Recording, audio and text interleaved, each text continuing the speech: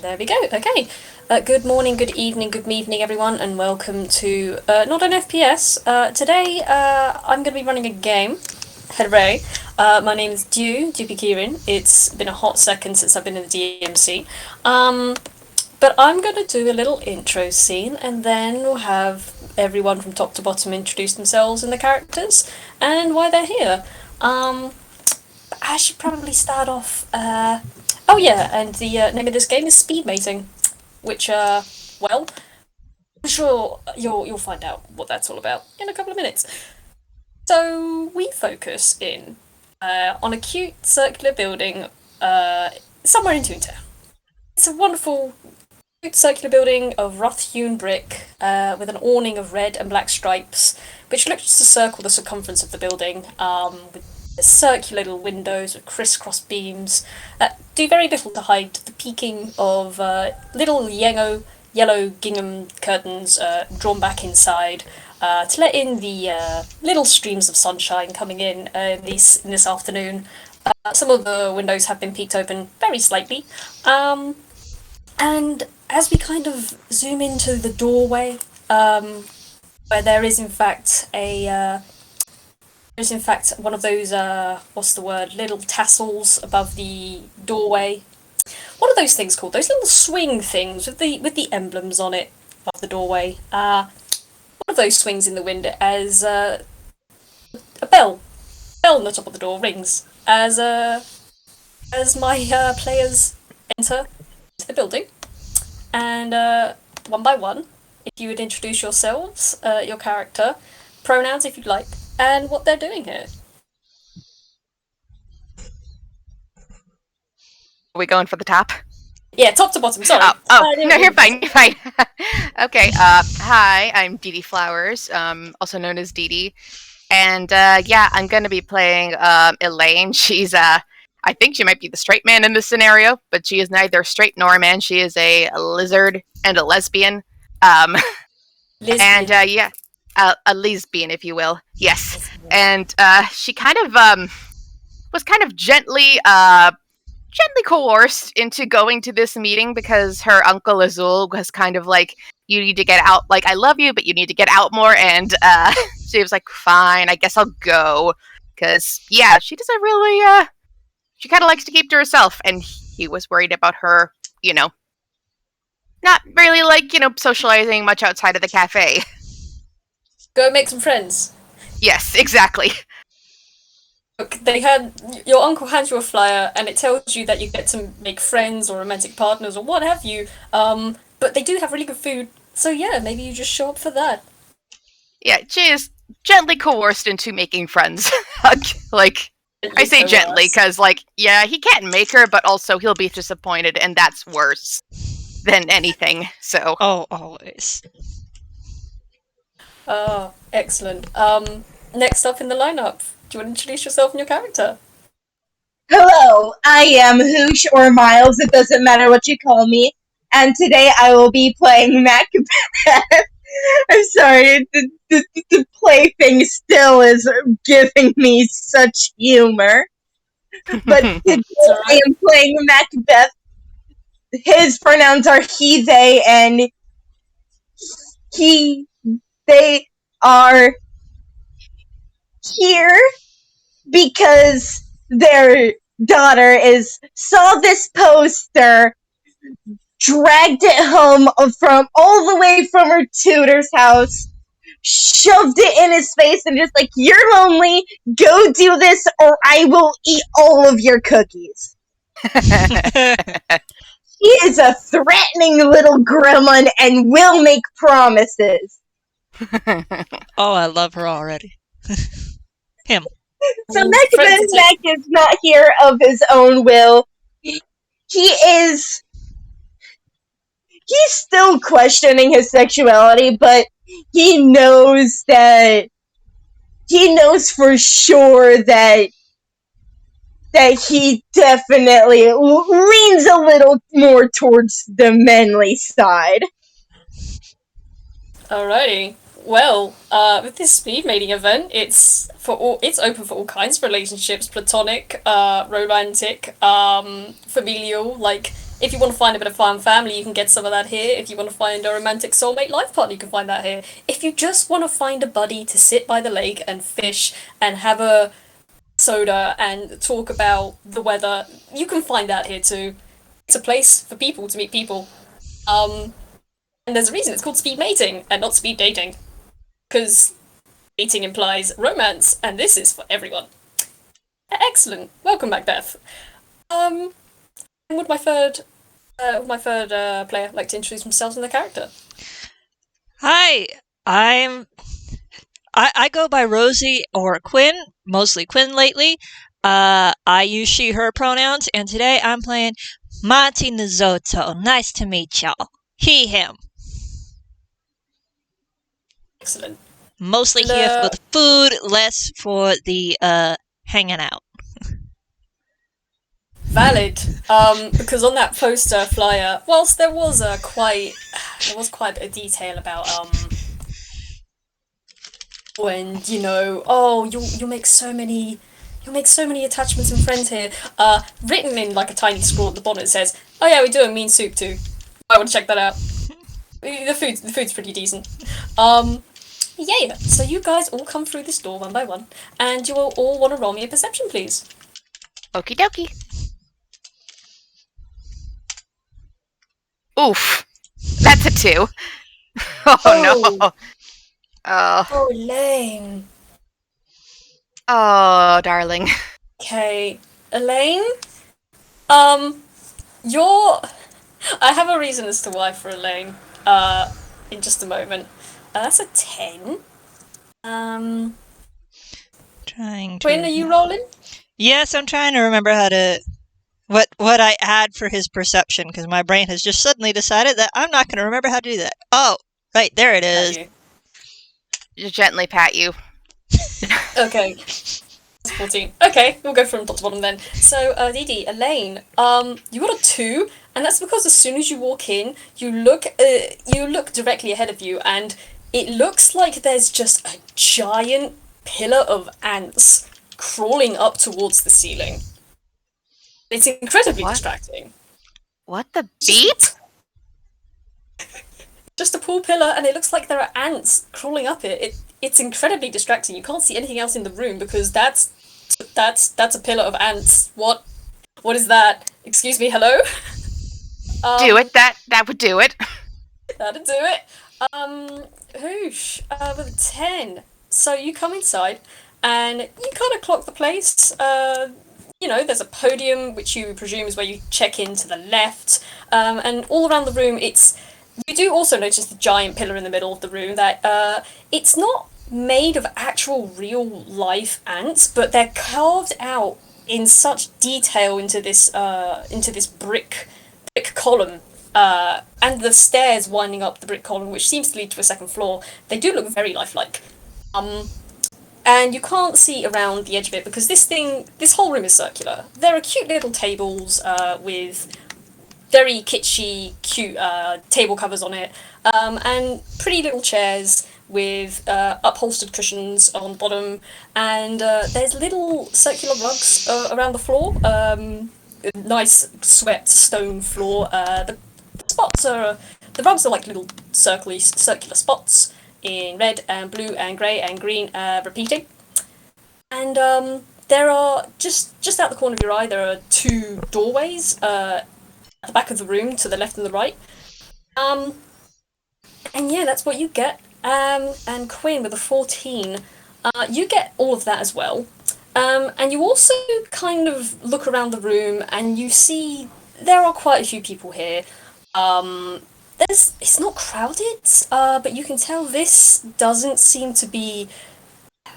It's not overly popular, but there's enough people here that you can tell. Oh, this seems to be a regular event. Seems to be enough people here that this is a regular occurrence kind of deal. And you also do notice there are servers walking between the tables. There seems to be a mantis, a giant fly, a jewel beetle, and yeah, they're all just kind of bustling between the tables, and people seem to be all sitting down and chatting and laughing. I'm detecting a But there pattern. doesn't seem to be anyone. Why the beep? Ants in the middle of this place. You'll notice the servers are bugs too. I think it might be the demon. Huh. I mean, I've heard of worse themes, I suppose. So I guess I just helped a little bit by pointing out that the servers were also insects. She's still yeah. baffled and bewildered. I mean, as you point this out, a giant mantis walked past, balancing 2 platters of something and then 2 drinks in their other hands as they kind of shuffle past you, and you just hear a coming past you. Huh. I mean, alright, sure. Why not?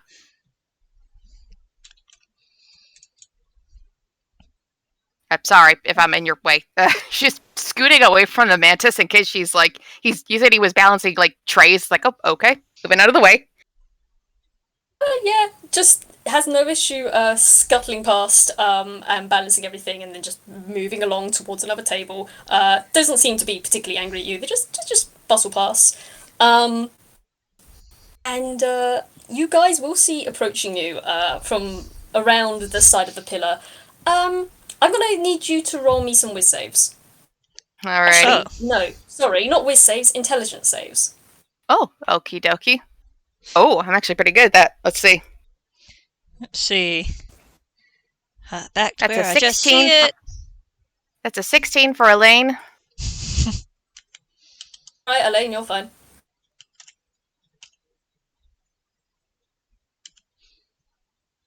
You said intelligence save or wisdom save? Intelligence save. Oh, cool. How hilarious. Oh no! Oh no! Oh, no. darling. Oh, darling. Oh dear.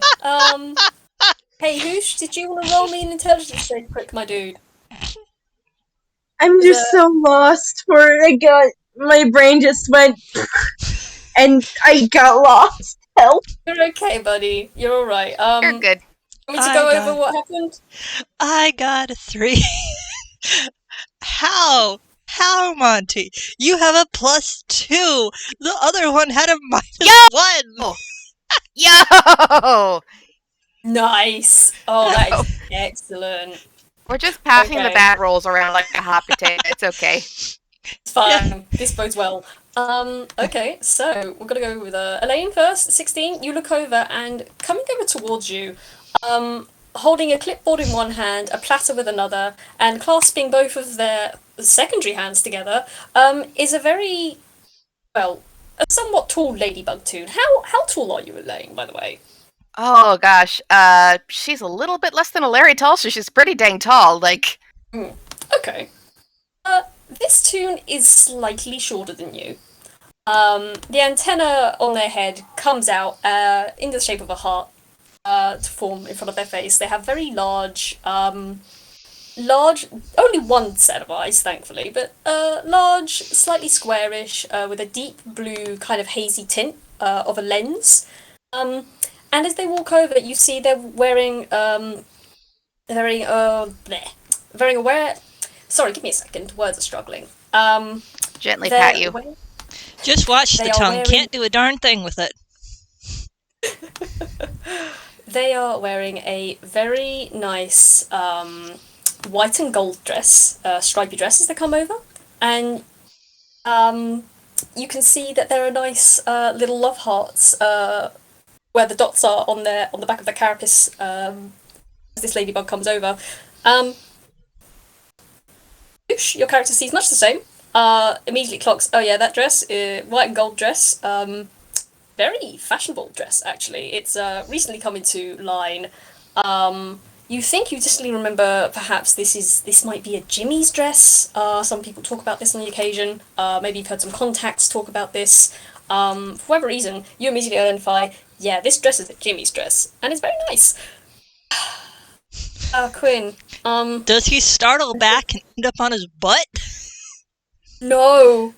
Your eyes start to cross and slowly get those dizzying circles as this person moves towards you. This, who you can recognize now as a server, moves towards you. The dress flashes from white and gold to black and blue, and then back again, and then white and gold, and then black and blue, and then white and gold, and then black and blue. And you just He you can't gets make heads or dizzy. tails of what they're wearing. He gets dizzy You from cannot- looking at the changing colors. Oh my god. Yep. The dress! The stripes of this dress confound you. You are just The dress! dizzy.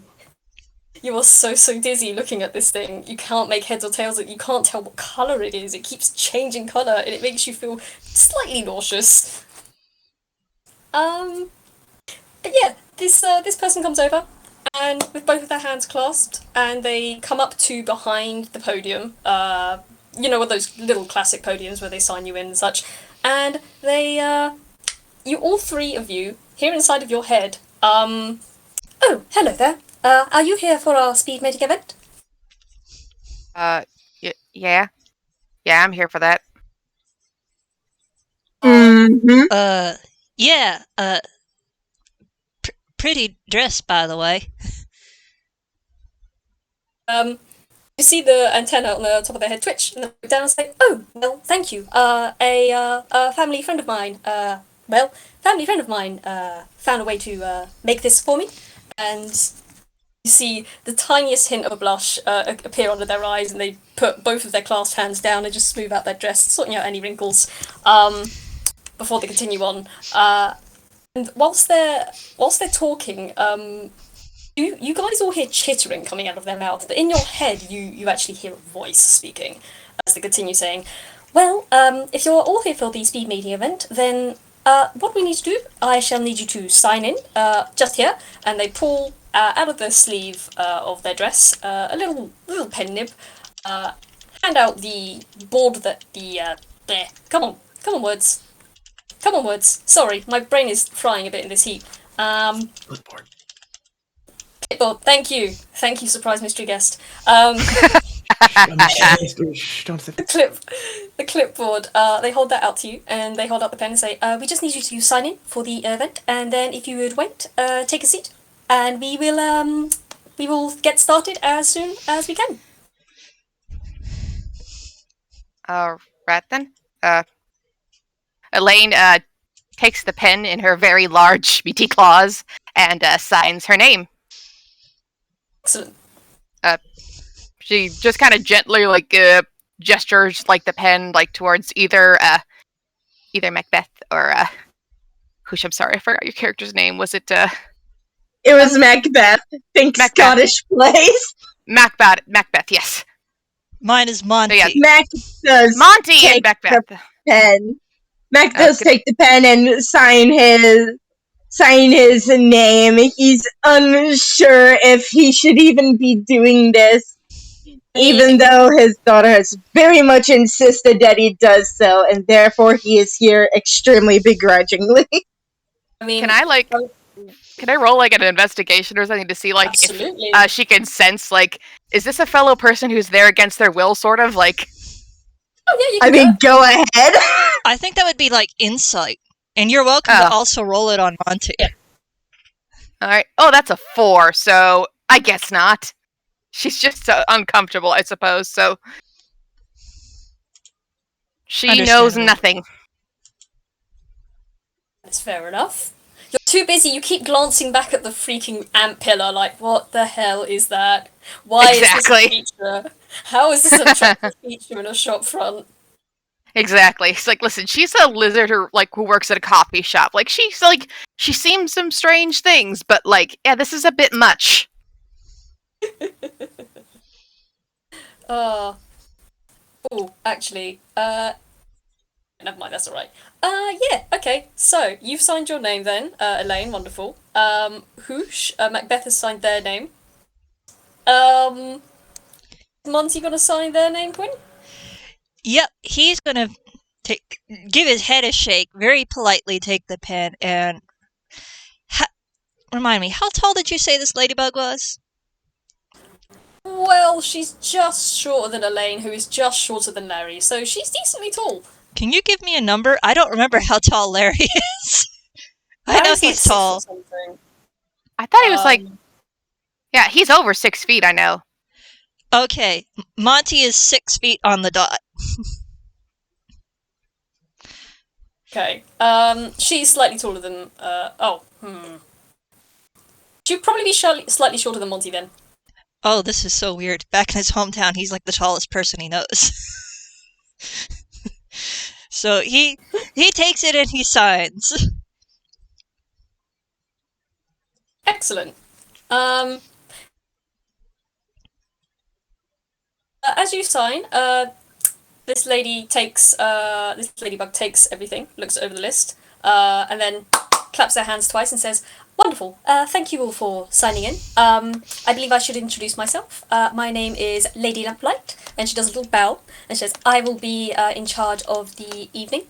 And I should hope that this evening is a wonderful one for all of you. If you would like to take a seat at one of the tables we have, and we can get started." And she gestures with one of her hands around the room at the many tables available. And yeah, go ahead. Take a seat. I think If you want. Monty's gonna aim for the ones that's by a window and probably not too big, because like I said, he's mostly here for food. If someone wants to come and join him, they are welcome to, but he's gonna be paying more attention to the food than to them. Very valid. Mac is definitely heading towards the free food area as well. He's anxious about seeing people. He's not used to people anymore. Not like he used to be. Oh, this is funny. Elaine's also going to head over to the food because, yeah, kind of coerced. It's like, I will eat food, maybe talk to one or two people, and then I will leave. So... I will say, you guys look around. There isn't a buffet table. This is like a cafe. So there are tables kind of circled all around the room, and all of them are like near open windows and such. There isn't actually a buffet. There are 2 doors, and as you're looking around, you see one of the doors is like one of those swing doors, and Monty, you with your nose starts to twitch as you smell something really delicious coming out of that door, and you presume that's the kitchens. It's not actually a free pick food. It's they bring food out to you kind of thing. Okay, she's probably gonna like choose is there a table near a window then?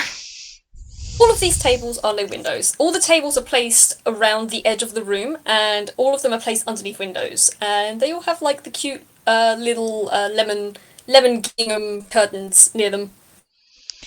Yeah, she's probably just gonna pick the nearest table and just sit there. Like, okay, sure. Cool. That'd probably be the one beside the podium then. I think the one that, like I said for Monty, he picks one of the window tables, obviously, but he aims for a smallish one that isn't probably going to have a lot of people there. I think Mac is gonna take the door closest to the exit, just in case he messes things up.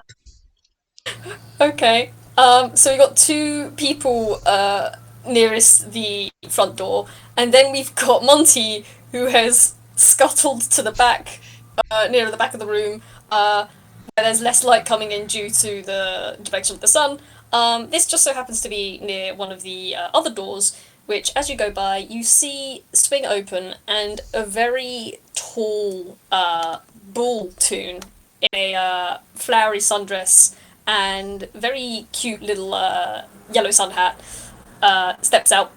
It appears to be a worn cow. She looks around, squints down at you, Monty, then just stomps past. He probably just like lifted a hand in a wave while holding his food. It's like, sup? Get a little an eye roll as this person walks past. Yeah, someone's a ray of sunshine today. Yeah. Sorry, Monty. They're just like that. And the other 2, you said you guys are...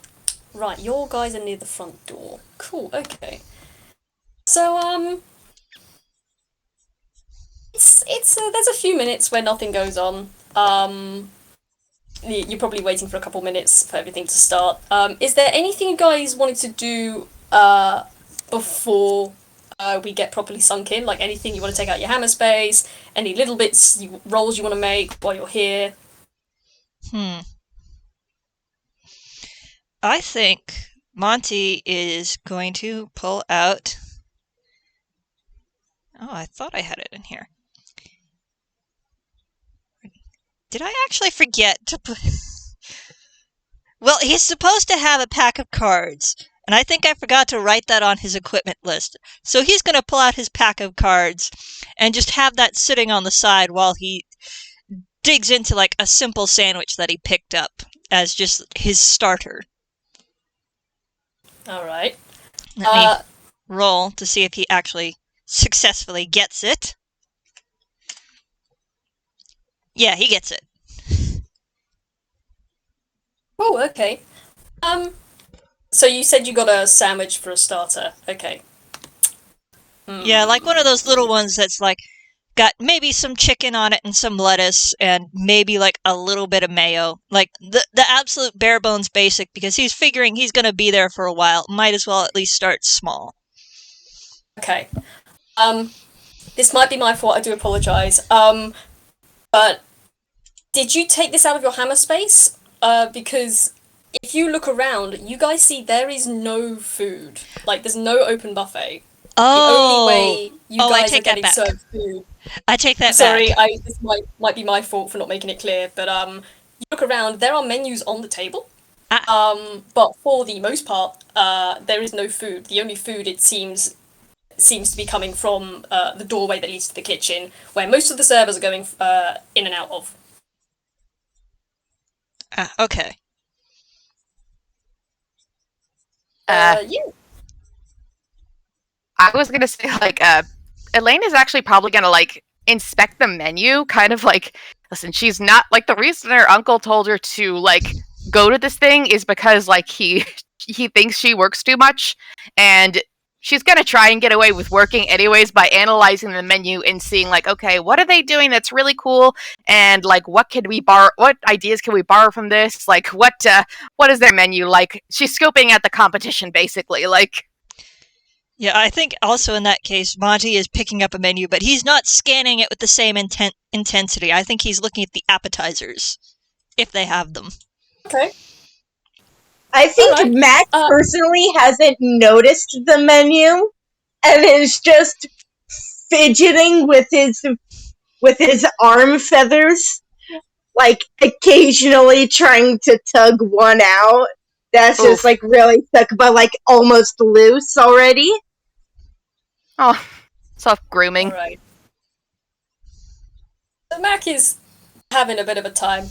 Just having a bit of a tug. I will say, Mac, there is also a very nice tablecloth cover if you wanted to tug on something else. But if Mac doing anything else special? Or just fidgeting? He's just fidgeting. Fidgeting? Alright, okay. I'll come back to Mac in just a second then. So, Elaine and Monty, you pick up the menus and you scan them front and back. So for the appetizers and the starters, there is only one thing on the menu, and it says soup. And then you check what there is for the main meal, and all there is soup. And then you check for the dessert, and it's soup. And you turn over the menu, and on the back it says drinks. And guess what? It's soup, and also water, but mostly soup. Soup. Okay, Just soup. is the word mostly soup on the menu is mostly on there? No, it's literally just appetizers, soup. Main course, soup. Dessert, more soup. Drinks, Good. soup. And then in tiny tiny lighting underneath, tap water is also available. God, Monty has an ear clothes twitch. at the soup store. Monty has an ear twitch and goes, I'm picking up more of a pattern, but very, very different than what I thought. Well, this is not so much for competition. This is, jeez. And I was saying, what type of soups? She's like, kind of like rolling her eyes, like, oh, they need to reanalyze their menu work. This is ridiculous. Monty is squinting a bit at the drink section. It's like, do they mean that they just serve, like, broth for drinks? God, I hope not. I'm Should more have to concerned find with dessert as a soup. Like, what are they giving us? Melted ice cream? He looks at her from where she's sitting across the room and wondering how he heard her. Or how she heard him. Sorry! You were the Oh, one it's who was, fine. like, around the other side. Like, Just maybe she just showing senses across the room. She senses bad mouthing of other restaurants. She's got super senses when it comes to that.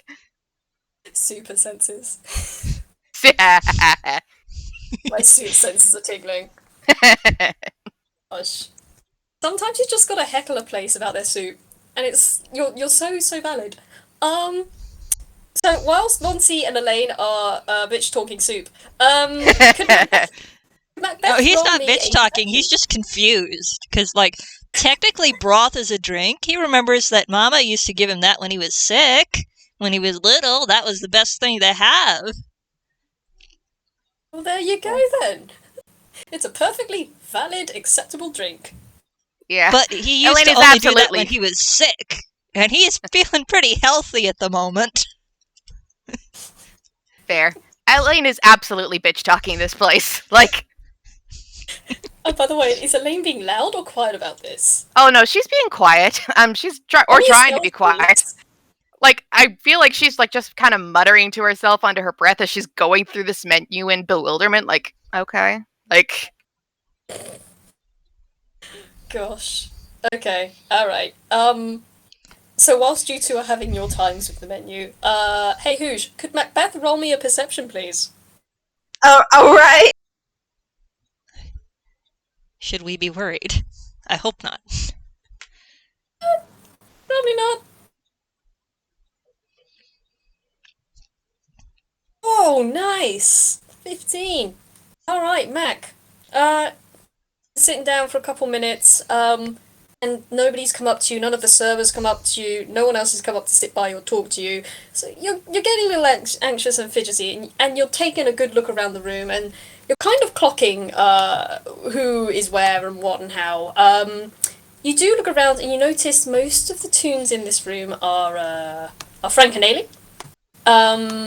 Like there's a tall black cougar with a off-the-shoulder navy top and 3 ear piercings, kind of looking around the room and seeming to strut around with a flick of their tail, with very hooded eyes, wandering around. There's a worn cow that seems to have exited out of a door, huffing, with a yellow sun hat and floral green dress, kind of stomping around, seeming to shoot anyone who even looks at her evils. And you also notice sitting not quite a corner because this whole room is circular, but in a chair nearest to the kitchens, there is a small little Hausen meerkat toon in a flowery Hawaiian shirt, who seems to be somehow a little more anxious than you, it would seem, perhaps. Their eyes are darting backwards and forwards, and they're kind of picking at the napkin on their table and just glancing around, twitching, shaking a wee bit.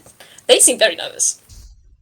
But other than that, all you get is the servers are very busy, bringing things out, setting things up, and yeah, that's what you get. And once you've clocked all of that, you do hear a right, everyone. If you wouldn't mind, everyone take seats, and then we shall begin. And this is where I get to roll a fun thing. So, actually, you know what? Could you guys all roll me a D3, please? a D3? Dokie. I have to roll this one in Dice Passer because I don't believe D3s are a thing. I mean, you can roll a D6 and just, but yeah, I'll just throw a D3 on Dicebot. 3, 3, 3, 3, and 3! Nice! Excellent! Wonderful. Okay. Let me just roll something quickly. Okay. So all three of you, as you take seats and everyone sort of gets seated, all three of you suddenly feel your chairs vibrate just a little bit, and then start to wobble, and then you feel your chairs start to move. As your chairs are moved around the room, almost like they're floating and hovering. And you all kind of get passed around to different tables from where you once were. And let me see, DeeDee, you end up sat at the table. Let me double check. Ah, cool. DeeDee, you're sat at the table with the worn cow tune you saw come out of what you presume was the toilets earlier. Monty, you're seated next to a very tall black cat tune, Frankenaley cougar, and give me a moment. Yeah, Mac Beth, your chair is whisked around to that meerkat you saw earlier. And now I'm just gonna roll. Could you do me a favour? Could you all three roll me initiative? Oh. Okay, Oh. I actually really love Monty's initiative. Oh, dip. I got a 20. Nat 20. 19. Okay.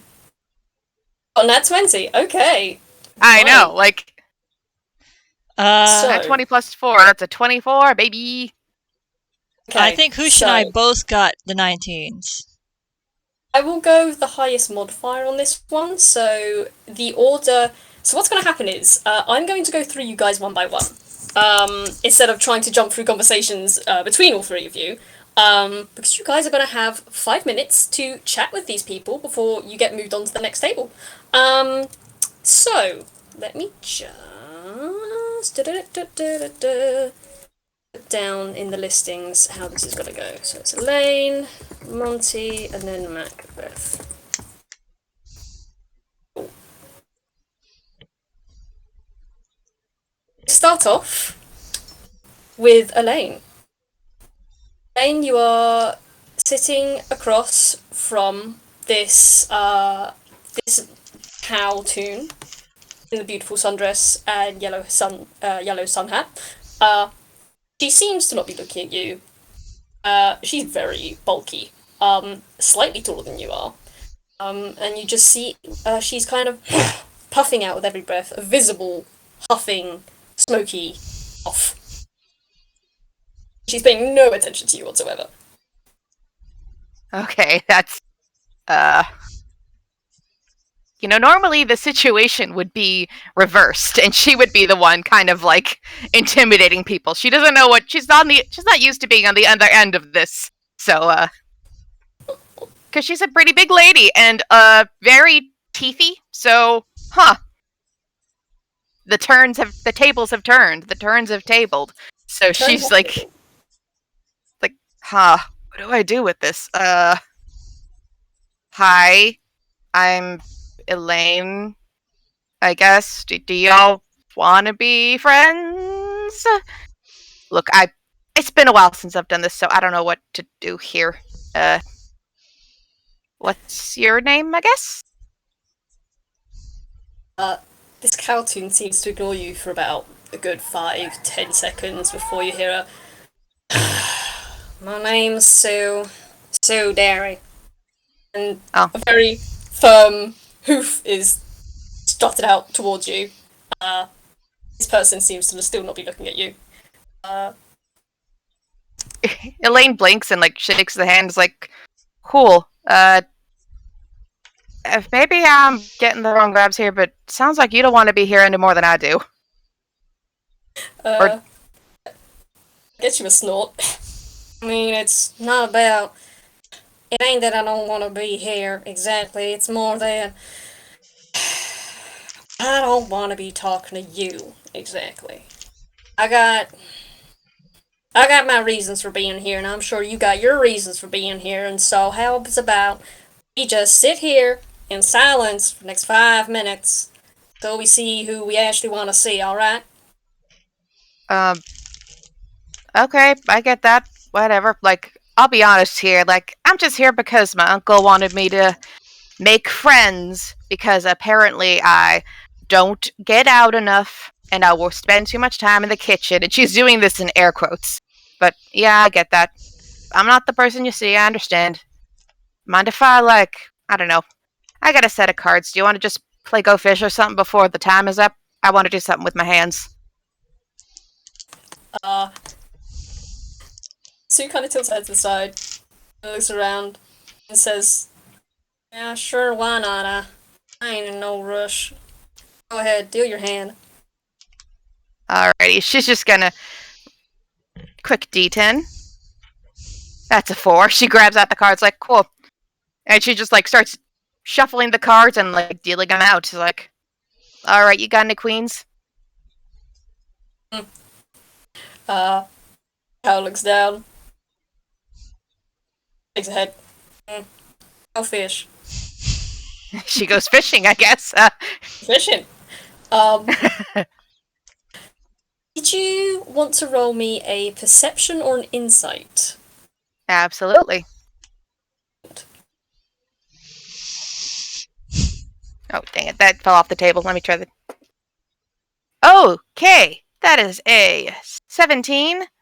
Excellent. 17 plus 2, that's a 19. Was that a perception or an insight?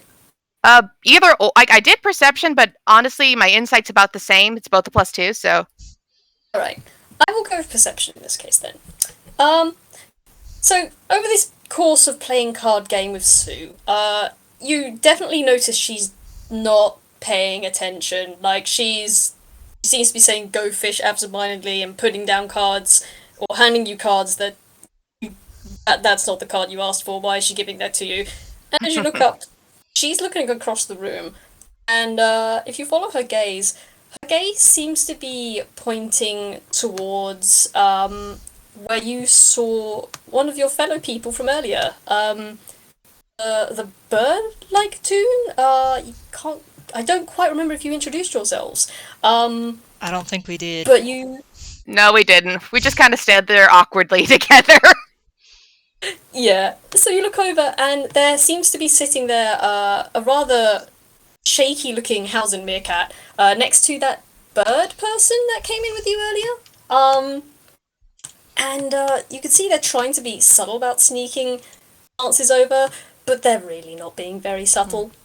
And this continues throughout your game of Go Fish. Yeah. I think eventually she's gonna ask, like, if you don't mind me asking, and y'all have to answer if you don't want to, but if there was someone you wanted to see, why did you wait to do this? Why not just go talk to him just outside of, I don't know, just where you usually see him at?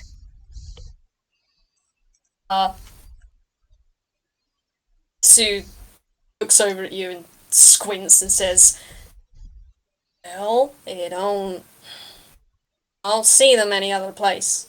They're only ever here, and I don't even know who exactly you think you know who you're talking about. But, You ain't subtle. just a huff and a snort pops out of this woman's mouth. She looks down and says, well, you got any 3s? I do got a couple 3s, actually. Slap them down. She hands them over. They are snatched out of your hands. And as they are snatched out of your hands, you hear the tick, tick, tick, tick, tick of something on the floor, and hopping from one rug to another, from red to blue to green to grey to red to blue again, coming towards your table, is a fly server. And on they're wearing like a cute little waistcoat and white shirt, and they have a little name tag that says, hello, my name is Ms. Pie. I will type that out. And there's a fly tune popping on over, and you feel similarly, you hear the bzz, bzz, bzz, bzz, coming from this thing's in the person's mouth, but in your head you hear, "Hello there, would you like to receive your appetizer?" They are holding 2 bowls in their hands. Sure, I'll have some soup. Fly nods, looks over at Sue, looks back at the fly and just rolls her eyes. Fly nods, puts down 2 bowls, claps their hands together and says, which translates in your head to, "Please enjoy," before they hop back very quickly towards the kitchens.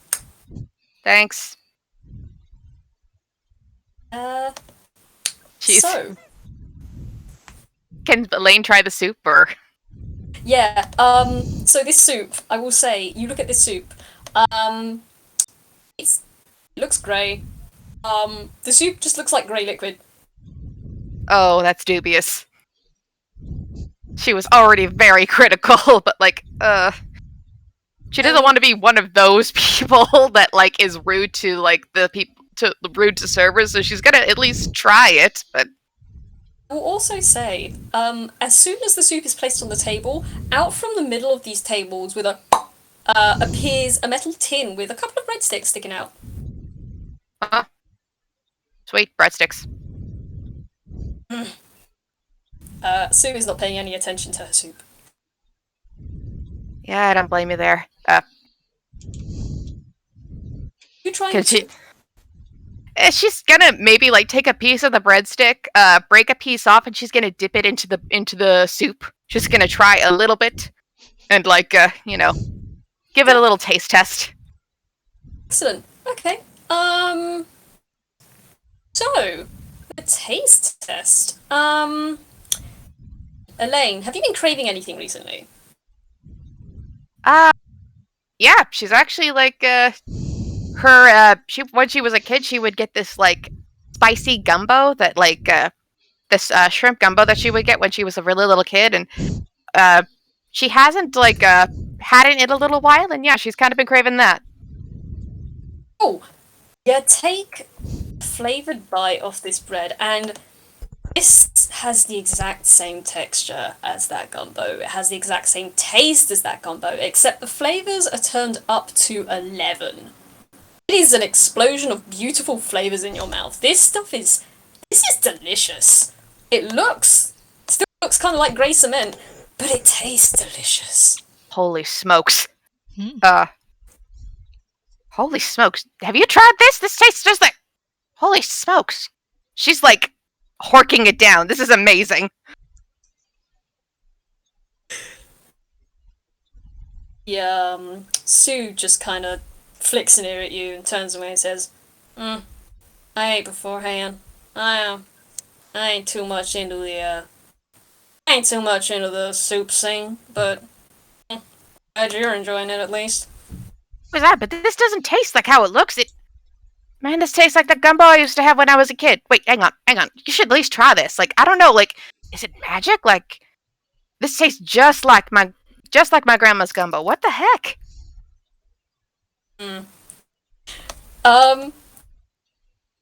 Sue kind of looks down.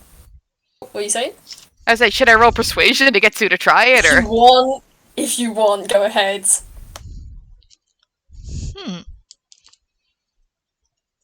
Well, that's a 10, so probably not. Yeah, Sue kind of flicks another ear at you, and then she bends down and gives it a quick sniff, and is just like, well, don't smell nothing special, so, thanks, but no thanks. And she goes back to kind of fiddling with the cards, as you finish eating your soup. Not even a sippy. Not even a sippy. Yeah, after you've taken that sip of soup, once that sip of soup is done, server comes back, looks at you both, asks you, well, how was your meal? Did you enjoy it? Surprisingly, yeah. How did you know? Okay, how did you do this? This tastes just like This tastes just like my grandma's gumbo. How did you do that? I've been trying to replicate her recipe for years, and I never got it right. The wings on the fly's back go, as they look at you and say, well, now that is a chef's secret. Unfortunately, I am just a server. But we are very glad that you enjoyed the meal. Would you like us to take these away for you? I'm good. Are you good, Sue? Sue rolls her eyes and says, yeah, I'm fine. Yeah, go ahead, take it. I don't want it. Alright. Yeah, the fly server nods, takes the 2 bowls, and pop, pop, pop, hops across the little carpets on the floor, back towards the kitchens.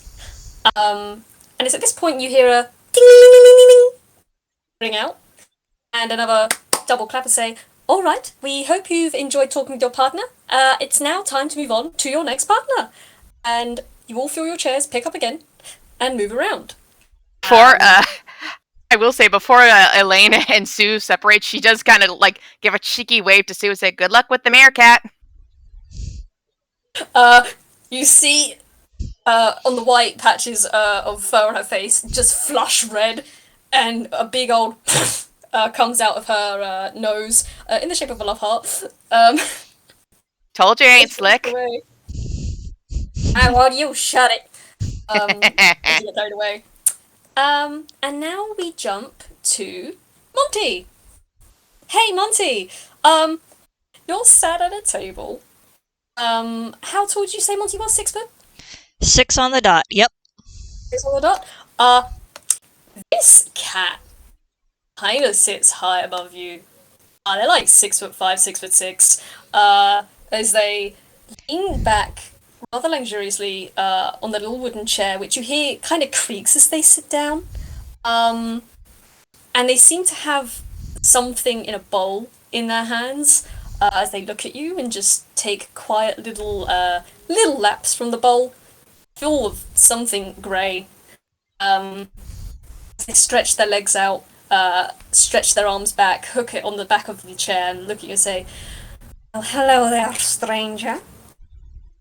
Haven't seen you around this circuit before. I'm just going to say, really quick, that when Monty's chair first started moving, he let out an ack and quickly grabbed his cards before they could get left behind. Probably wise move. Yeah. And he is also now incredibly nervous because he is a rat and he has been put in front of a cat. He goes, yeah, first time stopping by, Monty Nezoto, nice to meet you, and he kind of holds a hand out frozen, like, what do I say next? You're holding a hand out. You're going to see a very large paw reach out towards your hand, kind of grasp it underneath. Then a large head of a black panther, of a black cougar, comes over and just kind of plants a big old smooch on the back of your hand. Like, you can hear the as it pops off. And you say, well, darling, it's a pleasure to meet you. My name's Premise Curious. And, Monty, you know how I have 2 fingers kind of walking very slowly up the side of your arm. And this big old cat is giving you a hooded look. Oh. Pretty name. Where are you from? Oh, I'm from here and there. And as they say here and there, you can feel their fingers are now, instead of walking up, they're doing little swirls on your arm and slowly making their way up to your shoulder as they continue saying, what about you, dearest Monty? Where exactly are such a wonderful creature like you from, Monty kind of shakes himself. He's like, okay, I think I can do this. I have an idea of... Alright, let's see what happens. This is weird, but okay. And he says, well, I'm from a kind of smallish town out down south called, you probably never heard of it. Nefli? As you're talking, you see the eyes that were kind of looking you in the eye. Just follow the progress of their finger up your shoulder. And they're now. By the way, what is Monty wearing? Should probably ask. He's wearing a turtleneck with this hooded dark jacket that kind of ends in tails, and just slacks and regular shoes. Like, he's not Right. dressed super fancy, but, he doesn't look like he just rolled out of bed and slapped whatever he grabbed first on. Fair enough. Well, you definitely feel Premise kind of plucking at the point where your jacket meets your turtleneck, staring at it rather intently, and they say, "Well, I can't say I've ever heard of such a place. Such a shame. I would have liked to have visited you, perhaps, in your dreams." And you see a very large pink tongue come out and kind of lick their chops as they look down at where their finger is tugging at your jacket. I think at that point he's going to very politely remove her hand and say, "That's mighty sweet of y'all, but I should probably start off by mentioning that I'm Ace. I don't really have that sort of problem. Or sort of thoughts, usually. I enjoy company, but probably not in the way you're looking. Although you are very pretty." The finger that was kind of plucking at your jacket doesn't stop, but it does slow. Instead of being rather more like an excited, insistent tug, it's more of a slow, thoughtful plucking, kind of like someone would absentmindedly pluck at a string of a guitar. As Premise seems to drop their gaze away from their finger and look around the room and just. Well, I can't say that I'm disappointed. But I'm no cat that disrespects boundaries. And slowly the finger comes out from your collar, drags down your shoulder and your arm to the back of your hand and kind of lingers there. Says, "There are so many people looking for friendship and family, and that's such a shame, but I will respect your boundaries, dear." And they finally pull off with the slightest pull of a claw on the back of your hand, pop their head on their chin, lift up the bowl, start lapping at that liquid again. That's mighty polite of you. I have to admit, it is quite unusual for someone to respect it so immediately.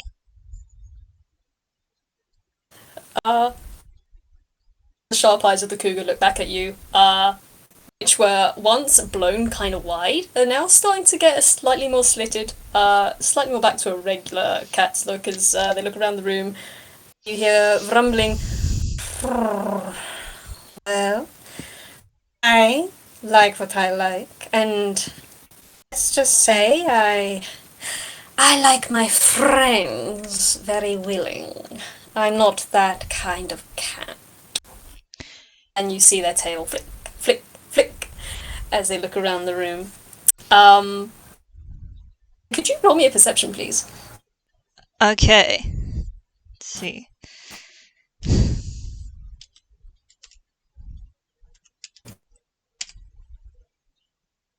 Ooh, nice. Monty, how? Why is Monty's it for the doing one? really well. I don't get it. The one that he has the minus in is the one that he's been getting the best rolls for. What the heck? No. He's on key. He's on point at this point. Monty, you look around the room, and as you're looking around, you're noticing earlier there were some people that were like just having a chat and stuff. And as you're looking around, you do notice that a lot more people are getting a little more touchy, it seems. Like there's more hand holding, there's a lot more leaning on the hands and gazing into each other's eyes. You look around and you actually see, on some Frankenaley tunes, some of their eyes have turned to hearts as they're gazing at each other, and you think you see one person's, like, the shape of a heartbeat just going boom, boom, boom out of their chest as they're looking at their partner.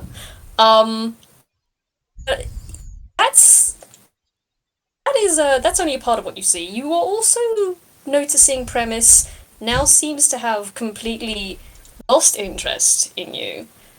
It seems to have locked their eyes onto a different target.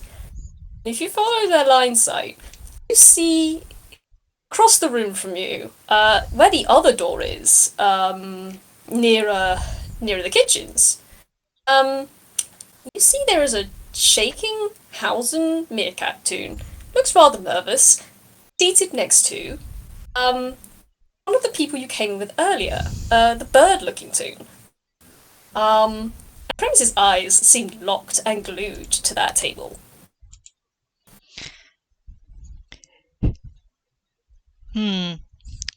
I take it you see something else that you like?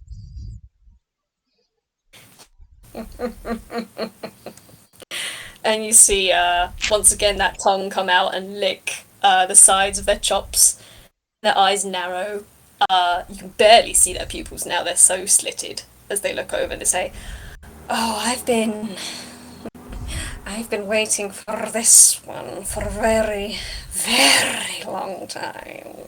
And the hand that was under their chin slowly comes away and their head tilts back a bit. And the hand comes to the table and you see their claws just slightly dig into the tablecloth, then slowly start to drag down the tablecloth. You can hear the slight scrape of wood beneath the tablecloth as the claws pierce through and drag it from your side a little bit to theirs. And that a mantis, a server, comes over towards you, holding nothing, but slowly making their way over. Be just a moment. They're coming over and they're wearing a little black blazer and like a little white shirt, and pinned to the shirt is "Hello, my name is Pouncer." And they come up and they look between you both, and you hear a clicking. But what you hear in your head is, "Hello there, are you two ready to order your main course?" Yeah, just out of curiosity, your menu just says soups. Is there any kind of specifics? 'Cause I'd rather like to know what it is I'm getting before it shows up on my table. The mantis tilts its head to the side, and you see its two antennae kind of twitch, and its eyes kind of fract and retract a little bit as it looks at you, and you hear the soups we serve are all safe to be eaten by toons. They are all prepared in a manner that, well, we have had no complaints about our soup, and there is nothing in terms of, it is all vegan, it is all very good, and, well, we only serve soup. Alright. I guess, could I just have a small bowl then? Of course. Then you see them turn towards Premise, who's just about shoved the bowl up to their nose and just kind of drained the bowl, licked their chops, handed it back to Pouncer, and they say, "Pouncer, if you wouldn't mind a refill, please, darling." And you see them click and say, "Oh, well, of course, Miss Curious, Mixed Curious." And they take it back, the bowl, look at you, bow, and they scuttle off.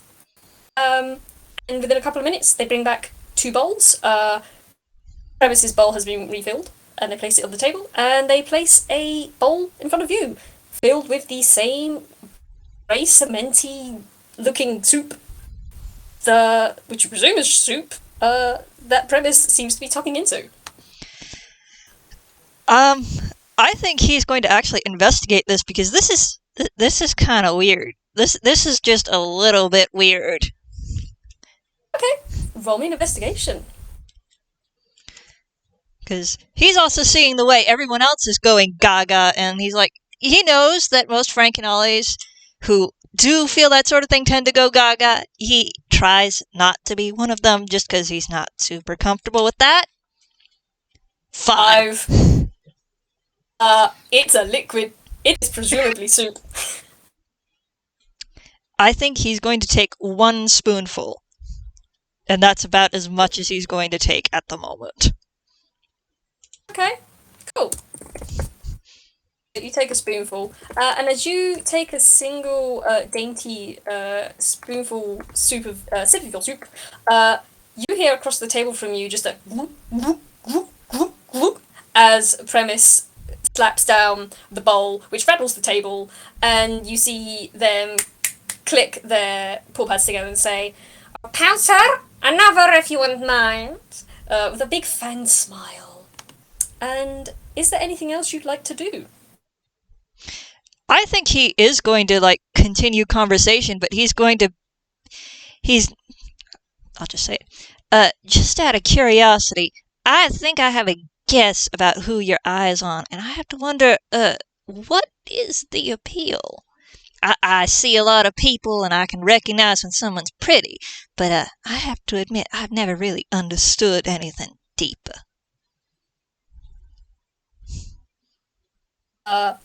Ear twitches, and the earrings on that ear rattle. They're just 3 silver earrings. They turn their eyes towards you.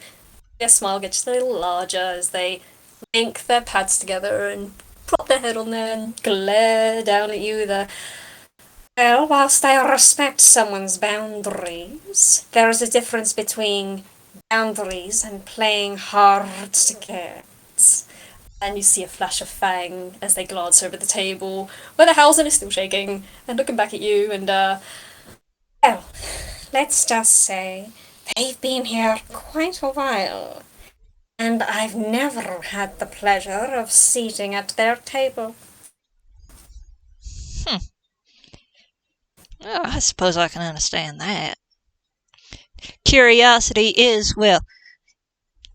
Oh, I should change that phrasing. That's not at all what I meant.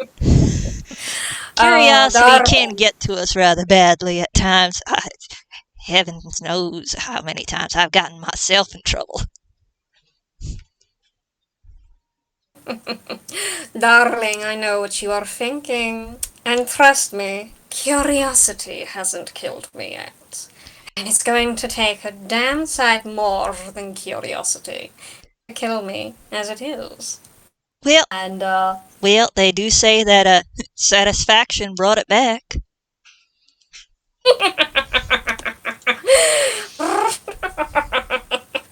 And this cougar just tilts their head back and does a rumbling, purring chuckle. You continue your conversation. And after a while, you hear the bell ring. You hear the clap clap. And say, "All right, everyone, it's time to change tables. Good luck with your next partners." And the chair on the floor lifts up. I will save that 18 as well with your investigation. I know it was specifically on the soup, but you'll notice that. Oh no, the investigation was the 5. The 18 was perception on the room. No, alright, I'll take that 18 for the perception then. It still works. You do notice now as you look down, what you thought was kind of like magic moving your chair or some sort of levitation spell. No, it's a line of ants. You are being passed from a line of ants to your next table. And as this line of ants picks you up and scurries you along, you do hear a little, "Good luck with your friendship, Monty." And a little wiggly, curly wave comes from that big black paw as it looks on at you with hooded eyes. Thanks. Then he looks down at the ants and goes, that makes a lot more sense than the floating spell. And as you move on to your next table, we jump to our last table, which is, hey, Hoosh, Mac Beth. Hi! Hi, thank you for your patience. We're with Mac Beth now, and Mac Beth, you have been moved to this table, where a very shaky, meerkat Howlsen Toon seems to be sitting, just fiddling with their paw pads, looking around the room, kind of darting. They're wearing a bright Hawaiian shirt, and they're just kind of sitting there. They're very short. Their feet don't reach the floor. They're just kind of sitting there. Mac is probably feeling more anxious than ever now that he is actually facing somebody, and actually he does accidentally yank out one of his feathers, letting out a muffled "ow!" And As you do that, you hear a startled. but when he just gathers his breath, he is going to say to the poor thing, it's like, hey, did you know there's a right and wrong way to stab somebody in the back? This house and Soon's jittering just completely freezes, and their eyes, their pupils widen as they slowly look at you. They are no longer fiddling with their hands. They are still shaking a wee bit, but the shaking's not got any worse. They don't say anything to you. I'm trying so hard not to laugh. Same. Mac is sort of goes quiet again. He's just like, well, you sort of want to get him between the ribs and not between the shoulder blades. Do you want to roll a perception quickly there, Mac? It's amazing what panic Whilst will you're doing make you that, I'm blurt. gonna do this. Oh, wonderful. You, yeah, no, they are shaking a bit more, but maybe it's just from excitement. Their eyes are widening. Oh dear. Like, they might just be excited to hear more.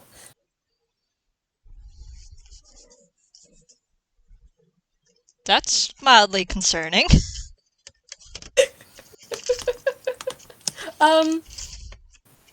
But yeah, Mac, as you're speaking, bud, you see this Toon reach between the collar of their deep V Hawaiian shirt, shakily pull out a pen, which at the end has like a spring and then a bobblehead of a ball on it, like a happy smiling ball. And then they just kind of look around their table, find an edge of the tablecloth, begin to shakily write something down on the tablecloth.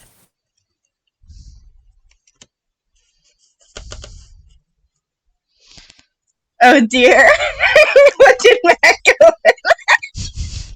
What do you do with that? What's going on? Alright. Mac.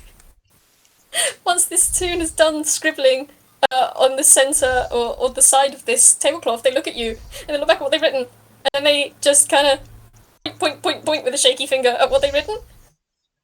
He just sort of leans over to take a peek. Cool. Give me just a second. Where is it? Could you roll me a perception, please? This is just to see. This is just to see if you can read what they've written. No. Getting You get you get a vowels. You get the vowels. You can tell that's an A and that's an O. There's a thing, A-O, thing, E-E, A. That might be an apostrophe, or that might be a stain of some sort, you're not too sure. And then there's two other letters you don't recognise. You can't quite see what this person is writing, but they're looking up at you kind of desperately and then pointing at what they've written. Wouldn't reading handwriting be can I roll intelligence? an insight to see if there's any sort of look of panic relating to anybody else here in the room? Go ahead, man. Yeah, go ahead, man.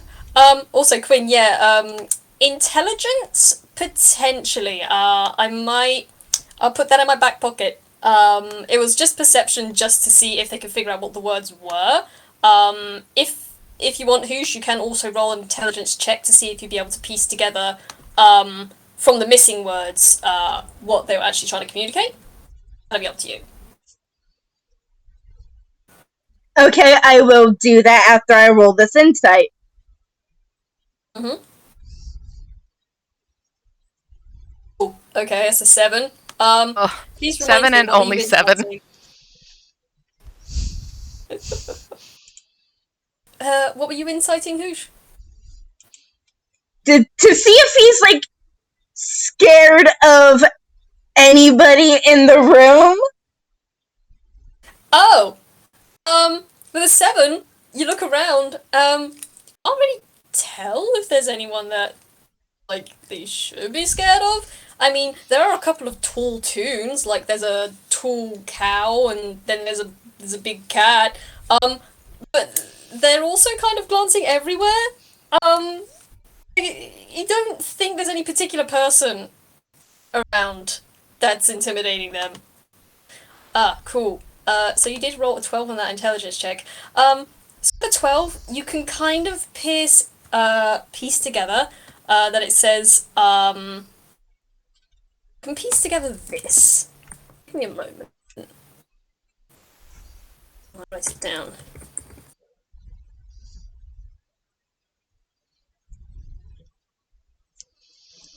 Together that has been written down.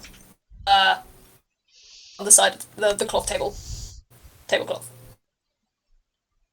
Lomniart! Lomniart! Loam knee art written onto the tablecloth.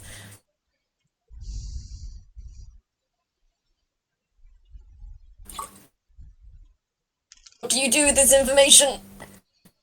Mac is just sort of just like, is Loam your name? I'm sorry. I'm sorry. I should have introduced myself first.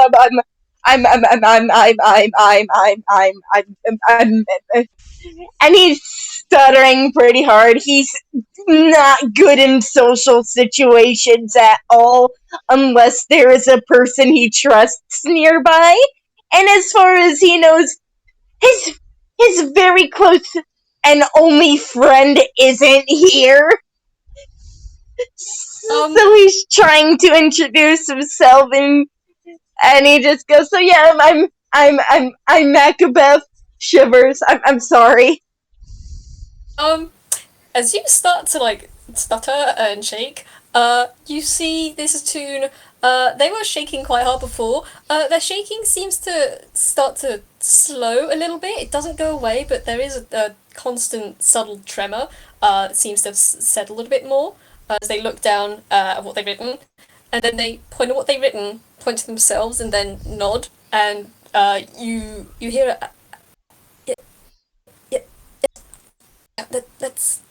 that's my name. Yeah.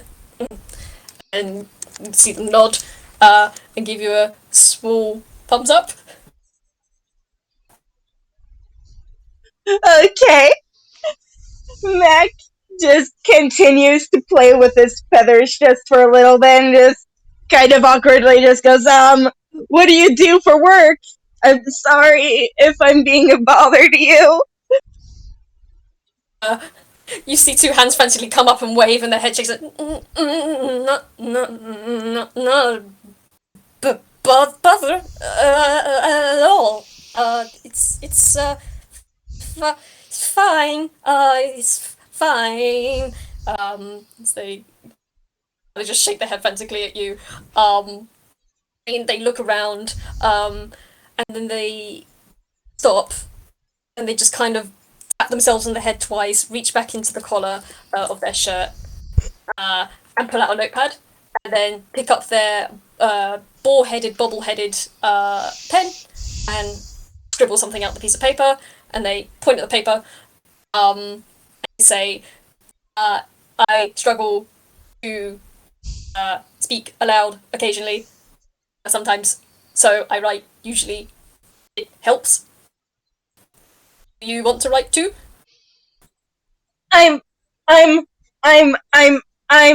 Yes. Please, that would be very helpful. I'm sorry. You get like a little smile, and a slight softening of the black mask around their eyes, as they give you another thumbs up, and they flip the page over. It's one of those flip notebooks, the little wire bits on top. And they put the pen on the top and slide it over to you, and kind of gesture with one hand at it, and then at you and smile. Mac does write down his previous question of what does Loam do for work. He's probably not going to answer the question himself because that is very confidential business, but he wants to know. Put it back, and they take it back and they look at it, and you see a and they sort of hurriedly write something down and push it back to you, whilst kind of looking around the room, with slightly wider eyes.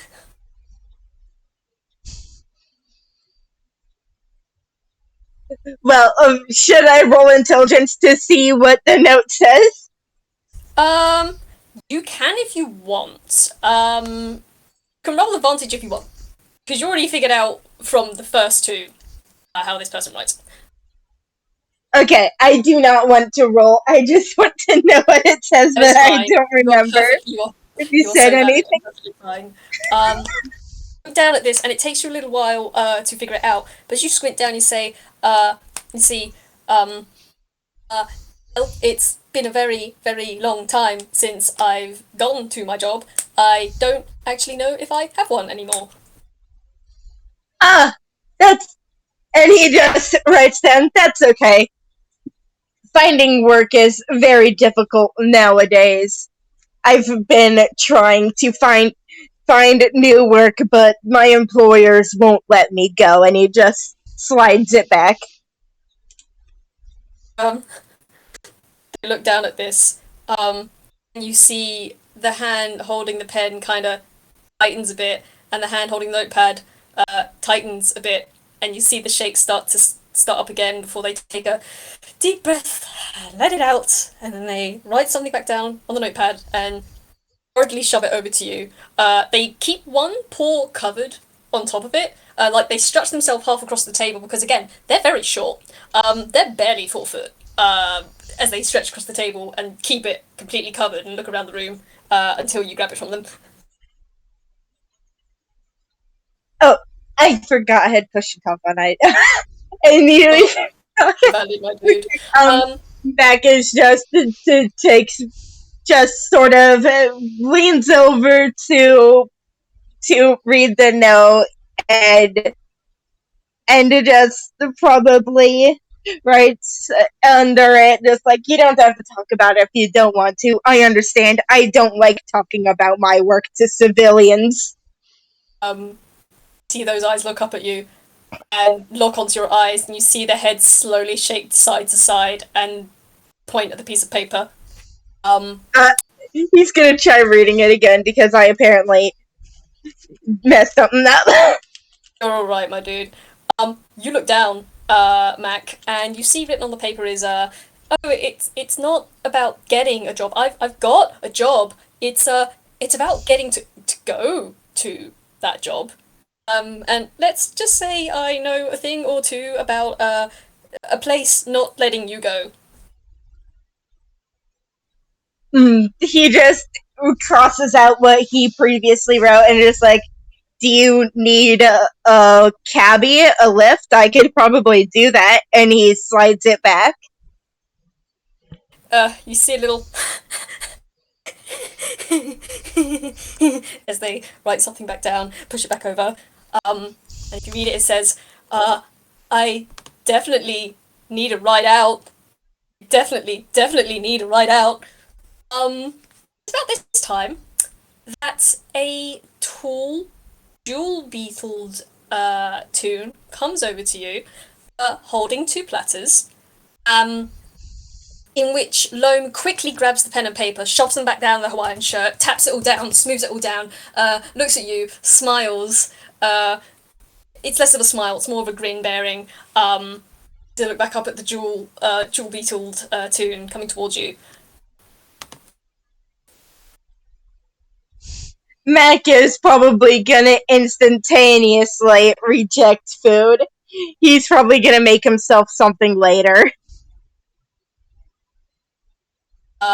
Nod. So they're holding two platters of bowls of something. They just gently place them down in front of you both, and you hear you don't hear any out loud clicking, but you do hear very quietly on your head, and a slight twitching of their antennas as they say, please enjoy your meal. They step back, turn back towards the kitchens, and in front of you is a plain white bowl full of some weird grey liquid.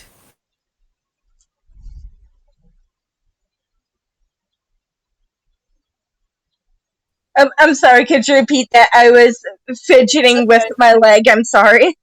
You're good.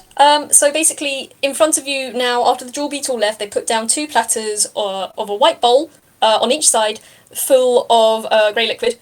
And if you look over at Loam, they're looking back at you, and their eyes are wide, and they're looking around the room, and they're looking back at you, and they slowly shake their head from side to side. So you agree, and he just sort of, does this Toon know any sign language? Can you sign and try? Mac doesn't know Toon sign language, but he knows a variant of sign language due to his time in the army. So he is signing like, so the soup is not good. As you start to sign, you see Loam's eyes kind of squint, and one of their ears twitches, and their head tilts to the side. They look a little confused. Oh, and as soon as he realizes that Toon doesn't understand the Ranson sign language, he stops and just sort of reaches into his pocket, pulls out his phone, pulls up the notes app, and types down, "The soup isn't good, huh?" And he slides the phone towards the meerkat. Meerkat looks down at this, and then kind of gently picks up the phone, covers the screen, kind of tilts it, covers the screen, and at an angle so they can squint and read what you're writing, and they slowly type something out, and hold it back out to you with the screen still covered so the rest of the room can't see. You're a passing server, and it says, there is something. It's not just the soup. I don't think it's just the soup, but I do need to know. When you came in, did you sign anything? Oh no. Oh no! Oh boy. Mac sort of like tenses up and just sort of responds, "Yes, I probably shouldn't have done that. I'm very used to paperwork at this point. I'm sorry if I wasn't supposed to," and he slides the phone back over, covering the screen with his feathers. So you see the eyebrows kind of furrow, and the eyes get a little pained as they shake their head, and they type out as you read, "No, it's not your fault. It's a lot of people don't check it. I didn't check it. A lot of people didn't check it. And for what it's worth, I really, really hope that you can find your way out." And at this point, the server comes back, and the phone gets. Sorry, I'm sorry, Mac, but your phone gets shoved beneath a Hawaiian shirt very quickly. As the server comes back, looks down at the two bowls of untouched soup, puts their head to the side, looks between you and Loam and says, "Is there an issue with your meal?" Yes. It's not. I'm allergic to it. I can't have it. And I am going to make a deception check Please because do. I feel like that would be very important. Please do. Oh man, now I wish this was me, because Monty's deception is fantastic. I know, I've seen your character sheet. You... Regret eating the soup. I regret eating the soup. Oh gosh. It tasted this. It tasted really good. Oh man, I forgot to ask. Man, hey, whilst Hoosh is doing the thing, Quinn, what did your soup taste like? What was something you were What was something they were craving? Something that Monty would have been craving. I honestly don't know, because he wasn't coming here with expectations. I think the closest he had to a craving was something that was like a burger. That he was mildly disappointed when they said vegan. Ah, well, okay. So, backtracking a wee bit, we flash cut back to where you took that first sip of soup. It tastes like a burger you've been craving for a real long time. And that was why he only took a single spoonful, because no, soup should not taste like burgers. That is a texture contrast that everything inside of him immediately screamed at. No. Burger soup. Burger soup, God. Burger soup. Burger soup. That's, oh, gosh. Like I said, immediately nope. Everything inside of him rallied at that. Understandable. Gosh. Excellent. Okay. Hell yeah. Okay, so... Third time's the charm! Oh no. Hoosh. Oh, Hoosh. Hoosh. Don't look at the Heckler's Lounge. We don't I look gently at the Heckler's pat you, Lounge. Nothing Hoosh. happened in the Heckler's Lounge. There is no But hey, Heckler's Lounge. There's no Heckler's Lounge. What are you talking about? I'm sorry. You're good, bud. You're good, man. Also, I completely forgot what that roll was for. Please remind me. Deception. It was a deception check on pretending to be allergic to the soup. Oh, damn. The Jewel Beetle Toon, who, if you now look at them and you look at their name tag, they do have a little name tag that says, "Hello, my name is Glit and Jitter." Jitter. And Glit kind of looks down, slowly nods and says, "Whilst most of our meals are prepared with intolerances and allergies in mind, do you mind telling us what exactly about the meal would have instigated an allergic reaction?" And Loam is just looking at you from across the table with wide eyes. I do not know how to help you here, bud. Can I say an actual allergy he has? Yeah, go ahead. I am extremely, deathly allergic to lavender. At that, you see one of the antennas twitch, and they nod their heads and say, "Ah, right, yes, we shall notify the cooks immediately. We apologise. Would you like us to bring out a fresh bowl, made without lavender?" No, thank you. I'm fine. Thank you, though. They twitch their antenna now halfway and say, "We apologise for this inconvenience. Please, should you need anything else from us tonight, please do let us know." And they reach out, take both of the full bowls. Loam gives them a nervous smile, and you see they kind of lock eyes for a quick, hot minute, before the bug slowly leans back away from the table, looks back to the kitchens, and slowly makes their way through. Suddenly, all the hair on the back of my neck is standing up. Don't worry about it.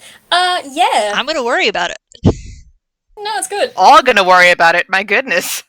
It's good. It's okay. I am going to worry about it. Mac is already worried. Fine. Everything is fine. And as the bowls are taken away, you hear another, "All right, everyone. We shall call a quick break, quick 15-20 minute break, whilst we all, stretch ourselves out, get mingling a bit more, and then we shall resume. and you hear another little tingle, and you are not picked up from your chairs. Instead, the chairs are very slowly taken away from the table and then plonked onto the floor. And we have been going for about an hour and a half, so this could be a break point for y'all. And then when we come back, you three can all meet up again and figure out what's going on if you want. Yeah, that sounds Alright. good. Yeah. Yeah. There is a. I'm suspicious. I am so Right. sus. I'm the player and fine. suspicious. Elaine knows nothing. Oh Just gosh. soup. Uh, It's just I think Super. you're allowed to unmute now, Spit. Guess. I Hello, it's me, the mystery guest who does not have a name. Trademark. Trademark. I think now's Hello, a good time mystery guest. for a 5-minute break, but I'm going to keep my Yeah, recording 40 going minutes. just because I don't trust my pause and unpause thing. Don't Fair blame enough. you, my dude. I'm also gonna take a quick break. I gotta use the restroom, but I will BRB. Yes, everyone Okay. stretch, get water and tea, and stretch your bunions out. Alrighty. I am so anxious now. I think Mac just dodged a food bullet. Hi, I'm the mysterious special guest of today's session. What session would that be? Don't remember the name. Speed mating. This is supposed to be about just fun, having fun-loving times. It's time for the conspiracy corner. So Sue knows that the soup's bad, has smelled it, and does not eat soup. The cat lady who attempted to rat the rat, I should say, likes the soup and is clearly not aware of the caliber of disaster awaiting her. Finally, my last clue, Sue is very interested in this meerkat in a strange get-up that they clearly are not comfortable in. And so is the, cougar cat lady. That's weird that they're all interested in this one meerkat. So, my theory is that if you eat the soupa, you are inducted into this lovely restaurant family. I was going under the impression that it was some kind of like influence spell because the thing that I noticed as Monty was that everyone was really, really love struck except for him, and it didn't seem like that was because of him being the ace dude there. Which is hilarious, mind you. The fact that Monty is completely immune to the effects of the mysterious soup because he's aces. Excellent. How do I put this? So, Sue knows about the meerkat and she knows about the soup. Therefore, she is either an insider or an outsider who has insider information. Meerkat needs to get out. Loam, I should say. Has worked here, or at least is part of the process of making the soup, and is basically there to ensure that guests have a great time. This is... Let me pull up my conspiracy board real quick. I got like 10 more minutes on this. Here for the conspiracy board, hello. Hello. Oh no, it's wait, me. I need to refill my water, never mind. Conspiracy Oh, away, please do I'll be that. back. Again, I think my theory is that I'm remembering something from a video game where it was something like a character was more powerful the more people they were able to keep in a specific location, and I'm wondering if this is that sort of thing. Oh, this is where I mean, my brain is fully octagonal, so I'm thinking like, oh yeah, this is clearly a cult to an old god, and they're trying to get people to like sap their energy or something. When in fact, I'm pretty sure this is just a Ponzi scheme scam or something like. I have a strange feeling that this is going to be a very mundane conspiracy. Or,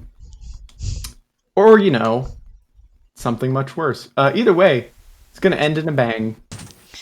I still think it's funny that I had originally done the one spoonful thing because I was very sus of the soup because, one, they aren't giving information about it, which to Monty, who I'm going to give minor details about him.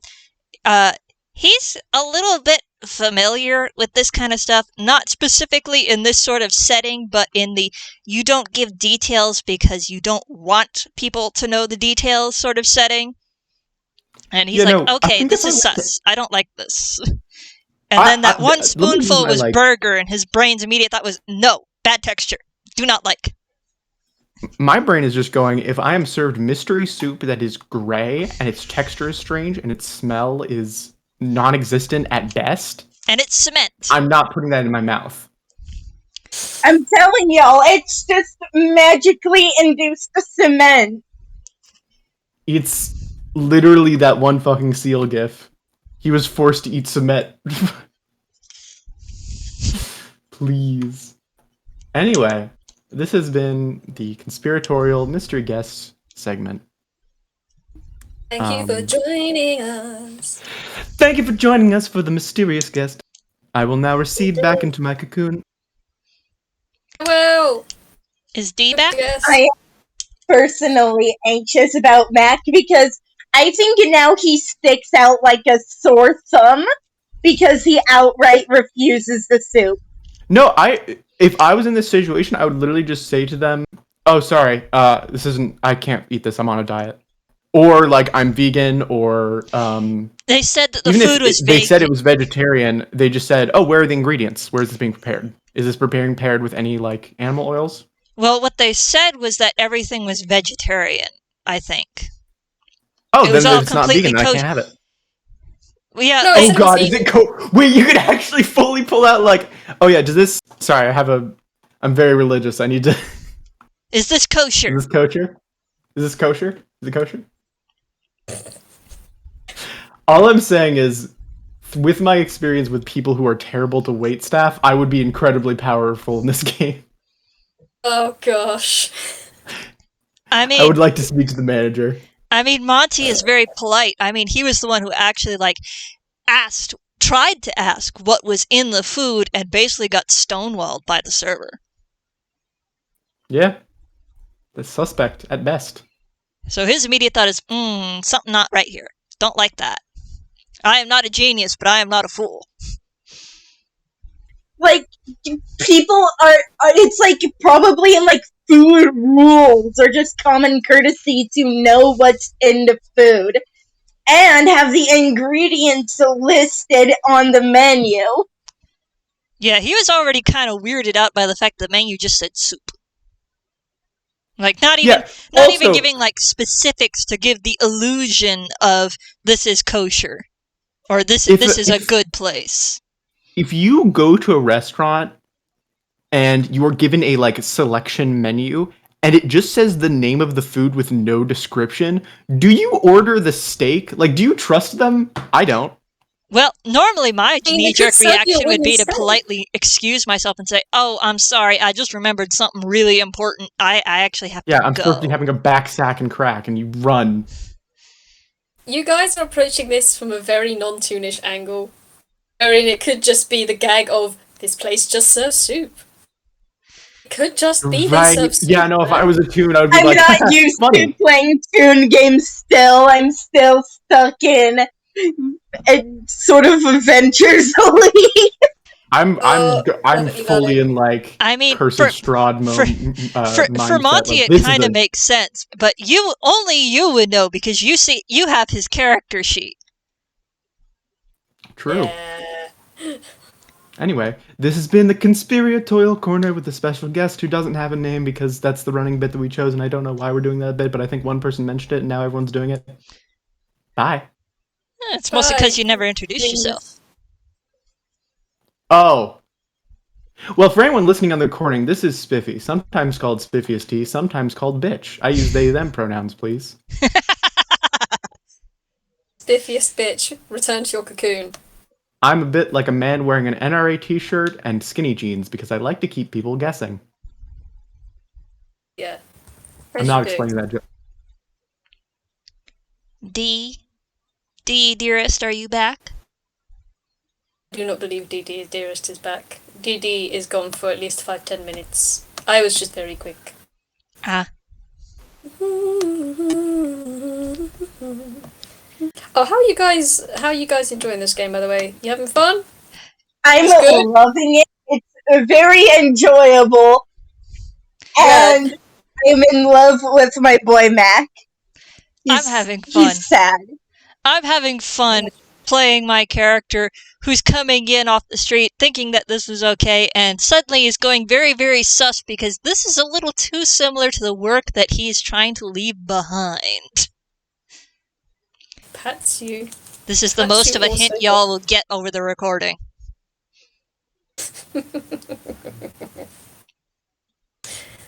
Da-da-da-da. Right, what was I doing? I was doing a thing.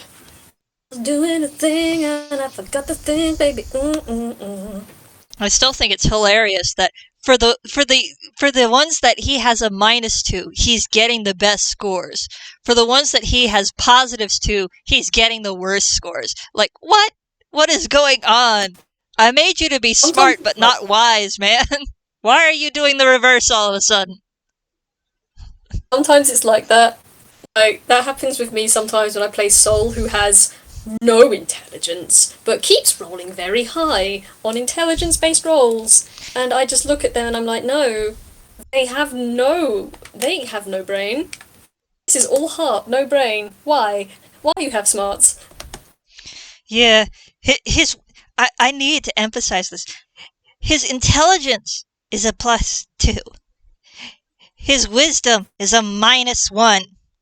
Why, Monty? Why? Or no, his intelligence is a 0. His wisdom is a -. Oof. And a wiggle, a little wiggle, wiggle, do a wiggle. I do have to admit, I am hoping I get to use a deception at some point, because the modifier for that is just so much fun. I've never had a character that I've actually gotten to play with a modifier that high.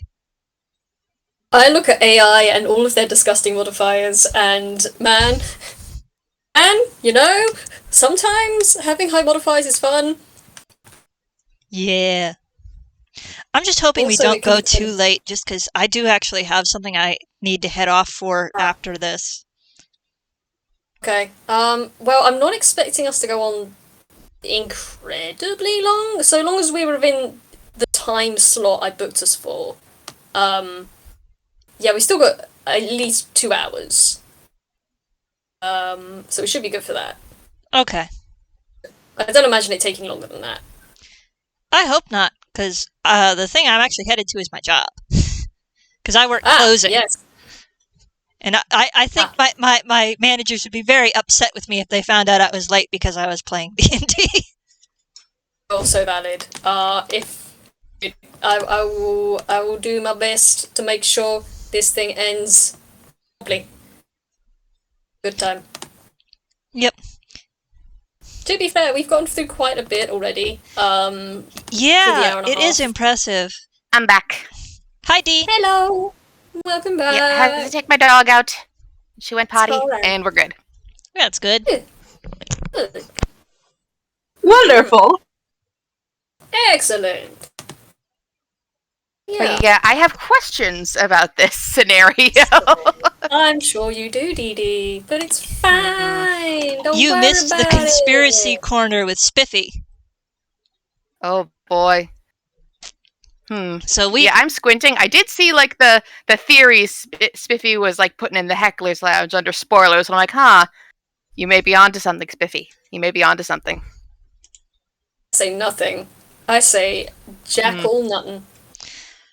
That is fair. That is fair. I'm still hoping that at some point I will get to use my level 3 character's insane modifiers, because he has some insanely good ones, and I'm deeply hoping I will get to use them at some point. Excellent.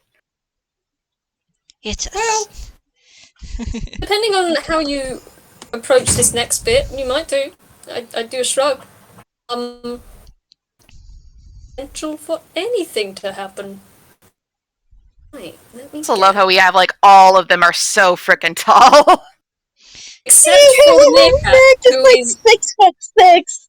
It's still hilarious that the character that I I initially designed so that he would always be the tallest in the room, I didn't realize just how tall all the other tall Toon characters are, and I'm like, oh my god, he's the second shortest in this campaign. God, especially because like the Mac default isn't for even a Toons is Toon, like, he's a real kind. oh. Well, that would make sense, because like the default for Toons are like, they tend to be a bit smaller than like the average real kind human and elf, so it's like... I designed him so that most of the time he would be the tallest person at the room. What I did not realize was how tall Larry was, because while I knew he was used as the constant measuring stick, I didn't actually know what his height was. You know what, understandable. He's just, I think, like, Uni gave like an exact measurement a while back, but she's also said on record that he's as tall as he needs to be funny, which, you know what? Fair and valid. Yeah, I think someone said it was like 6'6". I didn't realize he was that tall. So, we ready to dive back in and unearth the conspiracy? I'm ready. Yeah, right. So when you're ready, I'm taking my game notes, so I'm ready to go. Excellent. All right. So, you all are basically how I rolled this all. This all doesn't happen at the same time. This kind of happens over time. It's a very weird. How would I say it? A weird animation error where, even though time is passing for you guys at certain tables, as you look over, they seem to be seated with the same people, kind of deal. But you are all like a montage. Yes, it's kind of like that.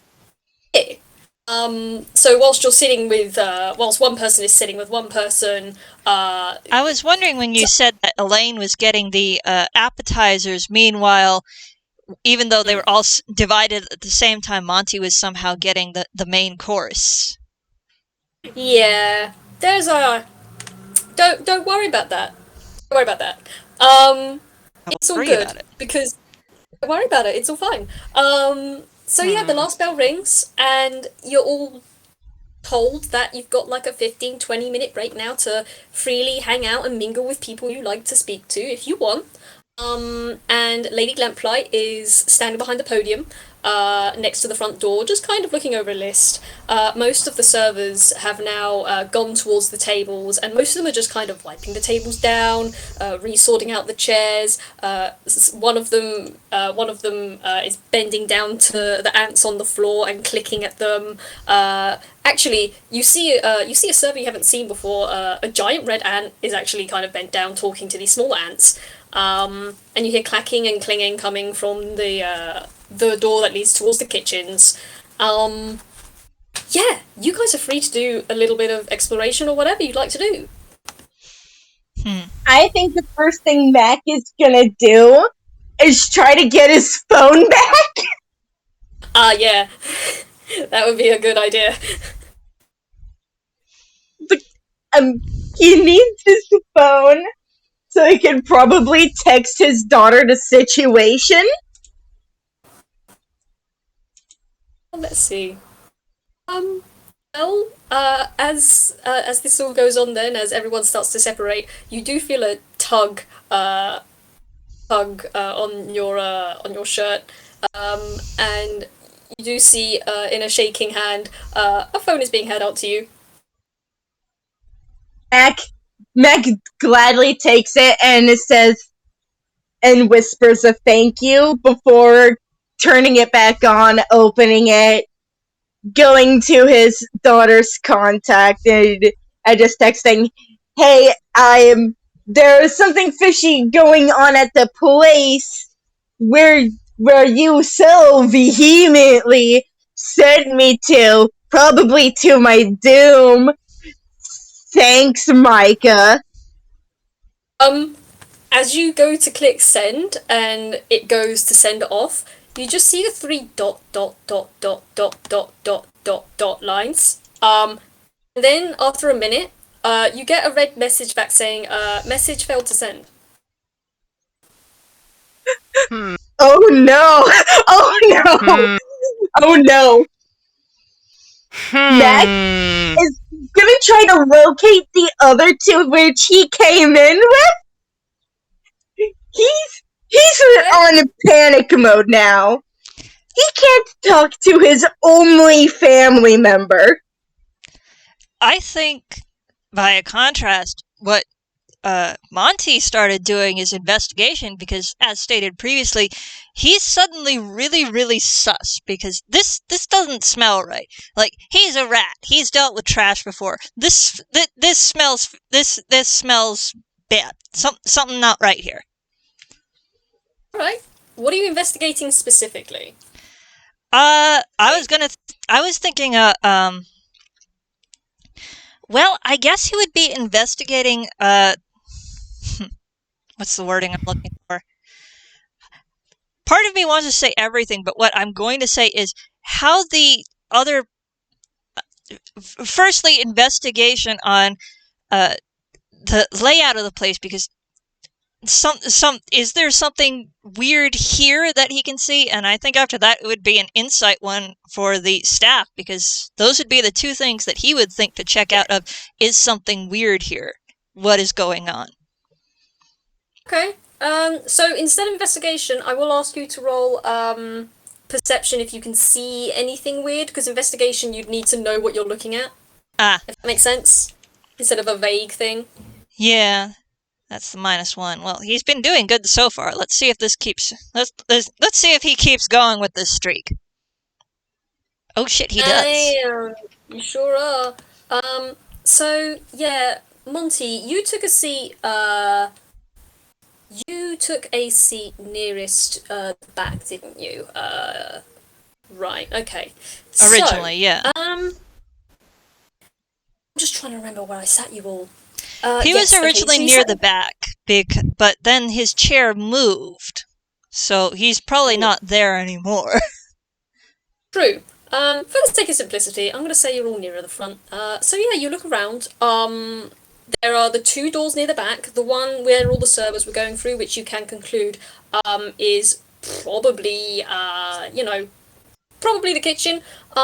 And as you kind of use all your senses and you twig your ears and you hear some commotion coming from the kitchen, like nothing doesn't seem like anything serious, just sounds like a typical cleaning up, washing up, putting things away kind of deal. But you do smell something odd coming from that direction. It's a very strange kind of, how do I put this? Let me just get up. It smells, It smells both strong and weak at the same time. It's like a very strong, almost umami flavor. You could call it that.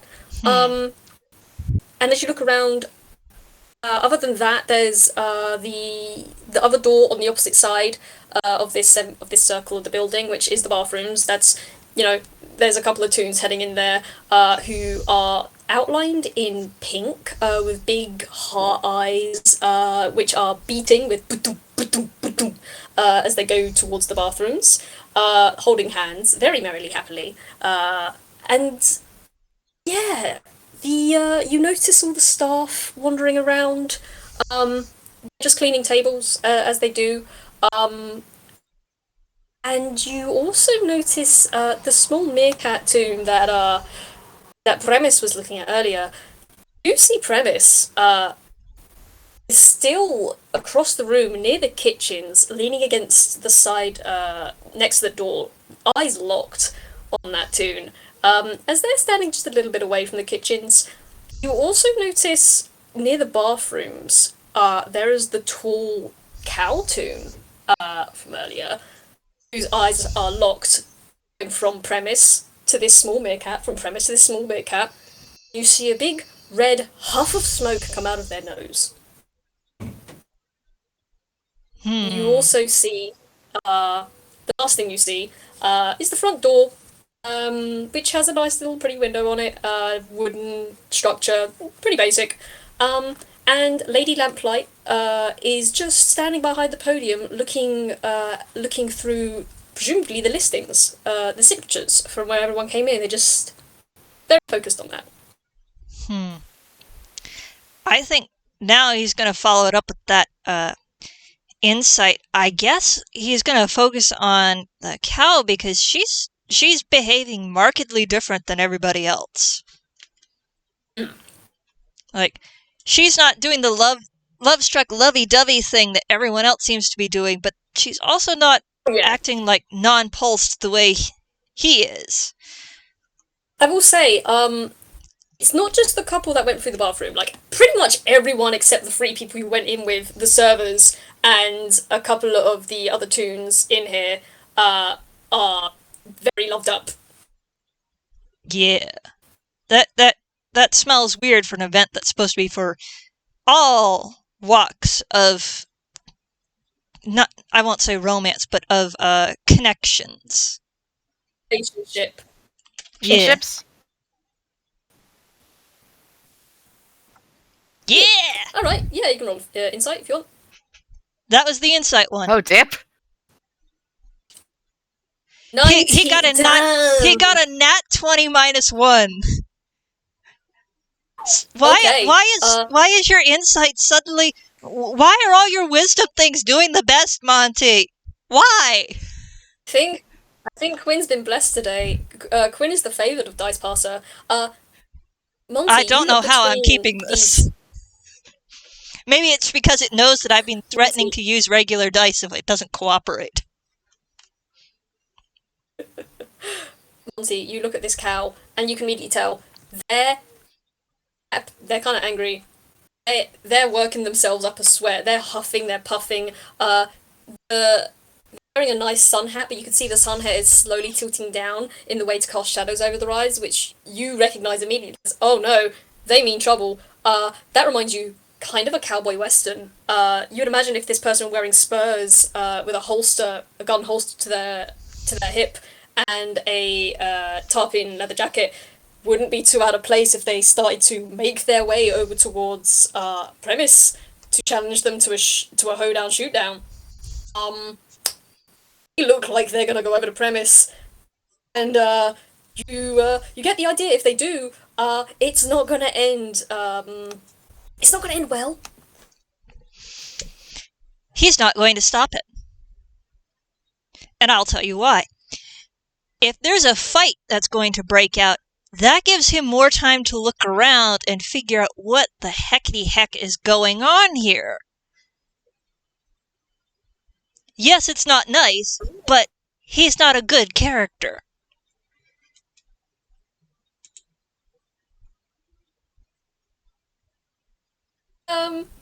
Yeah, that's what you get from Sue. So, we'll also give you a bonus because you did get a nat 20, even if it was a -1 modifier. If you look over between Premise and the little meerkat, Premise has their eyes locked to the meerkat. You can tell they're probably going to go over and try to talk to that meerkat. But if you look at the little meerkat toon, they just seem to be kind of awkward, slightly shaky, looking around at everyone, fidgeting with their little paws.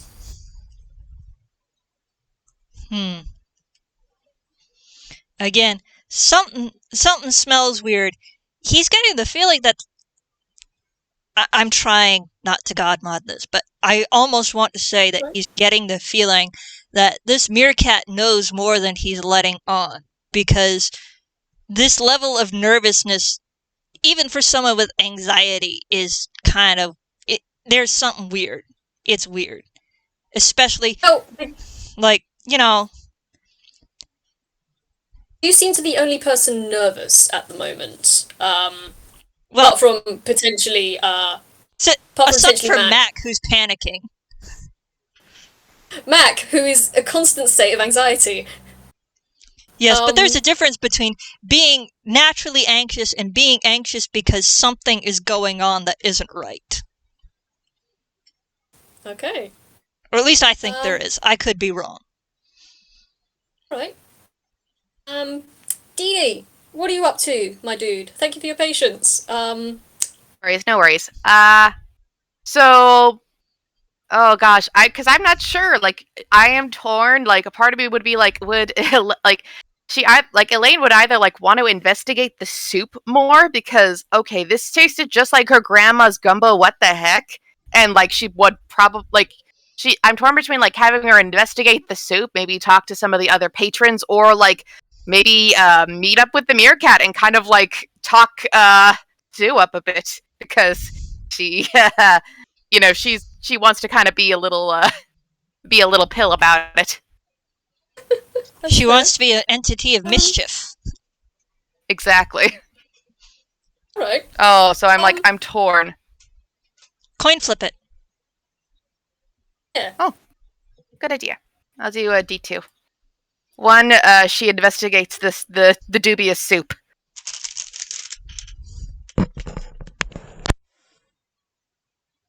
Okay, so she's going over to the meerkat.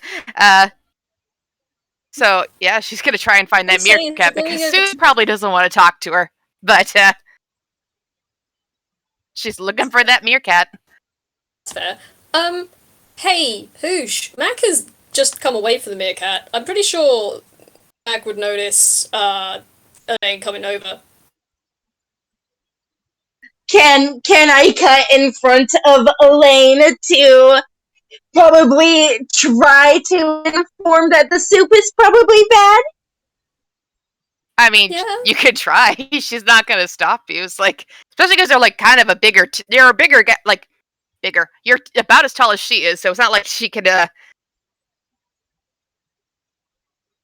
Okay, so Mac just sort of pocketing his phone, just sort of scoots towards Elaine and taps her on the shoulder to try and get her attention, and just sort of whispers, I think there's something completely wrong here, and it's not just the fact that we have no outside contact. Oh, yeah, the soup is wait. Sorry, what? Okay, Beb, rewind, freeze. What? You're not talking. No outside contact. What are you talking about? I tried to text my daughter, and we don't have access to the outside world in here. Are you sure it's not just a signal thing? Like maybe it's just I don't know. I'm pretty sure in this room. I'm pretty sure. I have checked my data plan. It is completely fine. I keep seeing. Biff, stop being the funniest person in the room. Stop looking at the hecklers sorry, round. I'm joking.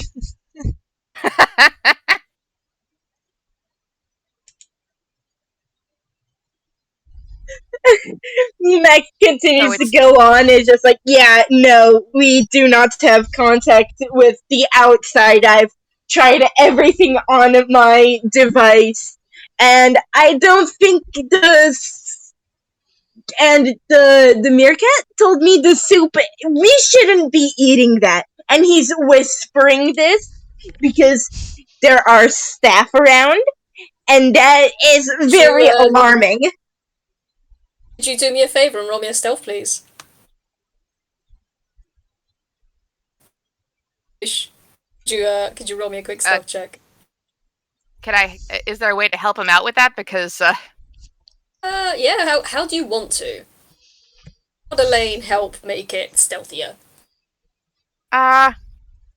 she may. Okay, but before you go on, come on. She kind of gestures him away and is I'm actually gonna roll a d10 real quick.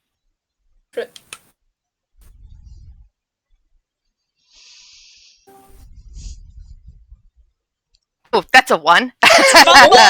Okay. What? Fumble! That's a 10 for that first one. What was my 10 on the sheet? Why would you pull up the sheet? There we go.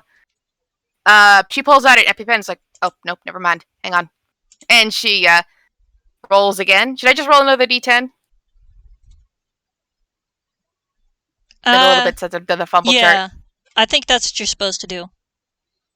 Yeah, okay, if you 3. it needs to be a 5 or above to get out of the fumble, so you'd have to roll a number 5. Oof. Hooray! Do. That's a 3! It's a 3. What comes out That's of a your... 3. So she pulls out a crochet hook. It's like, dang it, no, that's not it either. Ugh.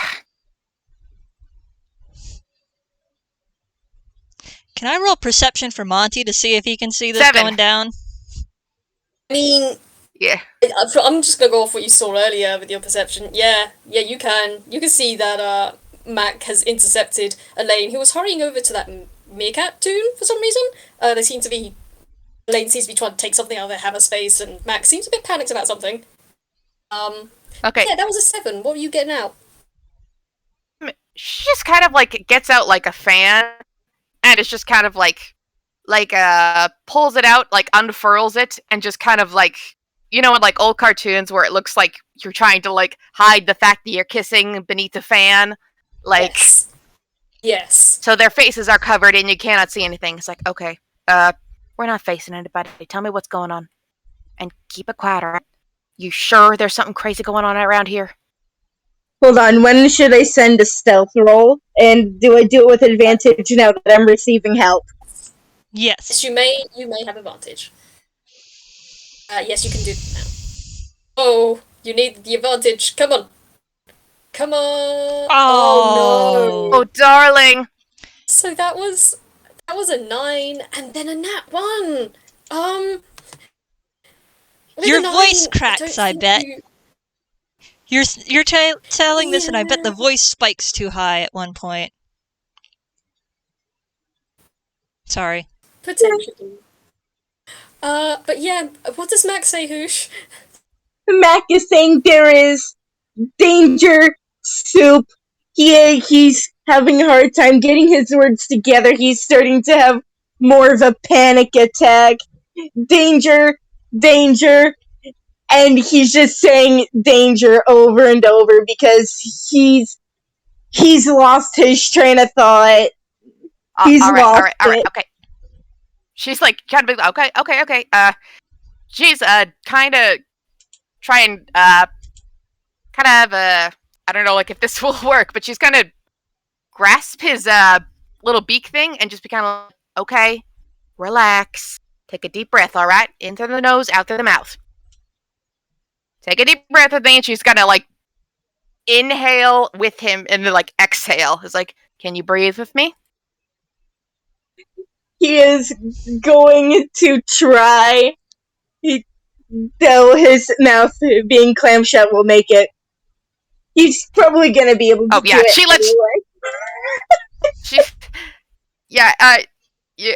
She probably lets go when he tries to breathe. It's like, oh yeah, that's not gonna work if I got hold of you.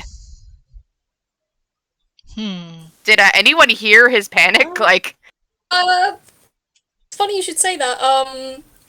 So before I get to that, hey Quinn, you've probably reached the group at this point.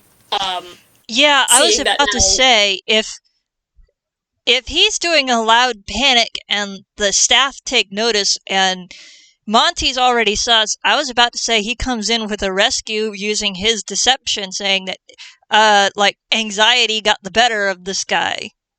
That he knows that obviously they know each other. They walked in at the same time. Okay. If that's what you're going to do, because Lady Lamplight has left the pedestal with the signature sheet, the sign-in sheet left on the pedestal, as they were going to make their way over towards to where Mac was. Are you intercepting her, or are you just going to go? Just going to go straight to Mac? Straight to Mac, but signal to her like, don't worry about it. I got this. I know this guy. It's fine. It's fine. His anxiety is just really bad. That I will have to ask you to roll your persuasion and not deception, because you're trying to persuade her something is okay. Ah, okay. Well, that's still pretty good. Oh, oof. damn it! So you try to persuade to Lady Lamplight that everything is fine, they're just having a bit of a time. Lady Lamplight, their antennae are kind of drooped down out of their heart shape and slightly over their eyes, and all four of their hands are clasped together and tilted to the side in concern. Her dress, which is still slightly shifting between black and blue and gold and white, it's still kind of hard to look at, to be fair. And you hear in your heads, oh dear, well, it's quite all right. If you would like, we can take you up to our roofs. If you would like, if that would help have some fresh air. If would that be of any help to you? We could take you to a quieter place. I think at that At he's this gonna look point, to. he knows he can't speak, so he's just frantically signing, "I want to go home to my kid." Oh, sorry. She takes her hand off of his mouth. It's like, oh, sorry, I forgot. No, he's panicking. He can't talk. Oh. Okay, keep breathing, bud. She's gonna gently pat him on the back. It's like he's having a time. You know what? How about let's get you some fresh air. How about we all get some fresh air? You too, bud. Come on. Hey, you, little meerkat guy. Do you know a place we can sit down that's kind of quiet? Gnome kind of freezes because they have kind of been hesitantly coming up and then back, stepping back, and then coming up and stepping back because this new person is not having a good time, and they seem to be quite nice. And oh dear, they kind of look at you a bit panicked, and then kind of look around, and then they kind of glance at Lady Lamplight, who looks down at Loam, and then looks back at you, three, and says, "Well, if fresh air is let me check with one of my servers and see if there is space in the back of the kitchens." And they call someone over, and you hear as they talk to a jewel beetle tune to Glit and Jetta, who looks back at you, looks to Lady Lamplight, slowly nods their head and says, in a telepathic voice you can all hear, "I can escort them to the back rooms, if that would make them more comfortable." And they tilt their head. Are you all free?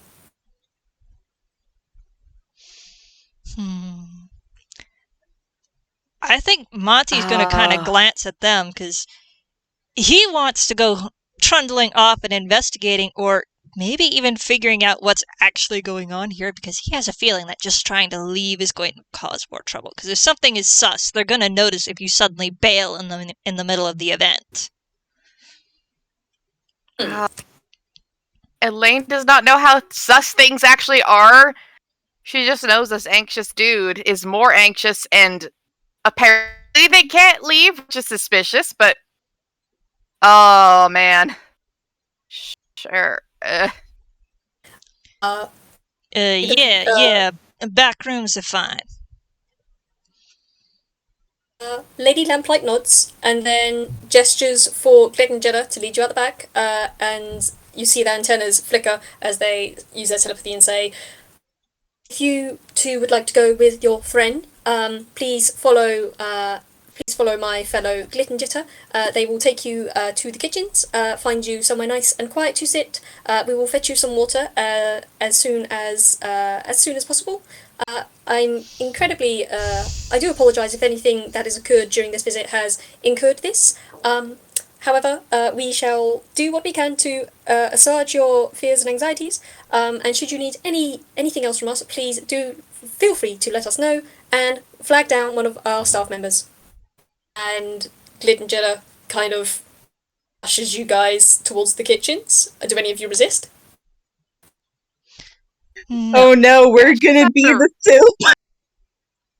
Oh, I wasn't thinking that, but she's not gonna resist. Like, cool. Can I get some water for this guy too? No soup, please. I think he just needs some water. You hear hot water, head, actually. Hot water, actually. Could you boil it? There's a bit pause, and then I was like, "Oh, what? Of course. If they are comfortable with hot water, we shall prepare hot water. I will ask our cooks to prepare that for you immediately." Thank you. Yeah. And as you three are ushered to the kitchens, do any of you look back the main room? Monty might. Yeah. Elaine is definitely looking around like, what the heck is going on? Cool. You don't have to roll perception. As you both get ushered through the door, if you look behind you, you see that Loam has not followed you. They seem to have looked back at you, and looked towards the pedestal, and then looked back at you, and they seem to be trying to make a very stealthy way towards the pedestal, which is incredibly difficult because they're wearing a Hawaiian shirt. And you will also see that the tall black cougar is slowly padding their way towards that meerkat, with the large cow toon following close behind. Before the door closes, and you're in the kitchens. And from there, Get in here. Glid and Jitter lead you all towards straightforward, where there is just a tiny stall in the corner. This kitchen, rectangular in shape. There are 2 doors. There's 3 doors. There's the one you just entered through, and then it's right in the back there is a back exit, and then on the left there seems to be what seems to be like some sort of storage pantry. Otherwise, it's kind of set up like one of those professional restaurant kitchens. There's 2 matte steel preparation tables with stoves inbuilt. There's fridge, freezer, kind of underneath this. There's preparation tables, there's cutting tables, knives, all sorts of preparatory things speckled around the room. Okay, so preparatory things. Is there any food in here? Don't know. Or should I roll for that, Can't or? see any. By food, do you mean like peels, leftovers, that sort of thing, or do you mean like actual food? Like spice, like in cabinets, or like flour, or or even like remnants. Like, is there like a giant soup cauldron that's in the sink that is like being washed out? Like, is there anything at all? There is, in fact, many big cauldrons kind of deal. I say cauldron, but they're like the giant cast iron pots, which the remnants seem to be being washed in the sink by one of the chefs. There are traces that there was another chef around, but you can't really see anyone at the moment. If you want to go snooping through cabinets, though, you're gonna have to roll investigation for that. You may also have to roll stealth. Can I argue advantage, because she does work at a kitchen, so like. You work in a kitchen, but for the investigation you may. But if that's fair. Yeah, I just meant just for the investigation, like. Yeah. Because it depends how you're trying to investigate, because there is, as the Jewel Beetle Toon has sat Mac down on a stool, and they've looked towards both of you, and they have said, please wait here, and they've gone over, gotten you some tap water, handed it to Mac. Does Mac take the glass of water? Mac is just going to hold it, because holding things is sort of comforting to him. He likes holding people, he likes holding objects. He's not gonna drink it, but he is going to hold it very closely. That's fair. Cool. So that was a... Ooh! Yeah. Damn. Okay. I know. Is there anything Monty wanted to do? Because once Glid and Jitter has handed the water over to Mac, they will nod their heads and say, "I will see about asking another chef to prepare some boiling water for you." And they seem to head off into the other room adjacent to you. I think the first thing he's gonna do... Well, the perception I rolled was basically him trying to take stock of the room and see just like how many people are there, because one of the things he wants to do is take a closer look, because back rooms where the kitchens are, that usually also leads to where the offices are in a lot of restaurants. Okay. You can do that, and whilst you're doing that, DeeDee, with that stealth, I'd say you're not even really stealthing. You walk around with the, Actually, no. No, never mind, that would be performance. No, yeah, you are stealthing. You, despite the fact that you are, in fact, very bright yellow, I will address that in just a minute, Quinn.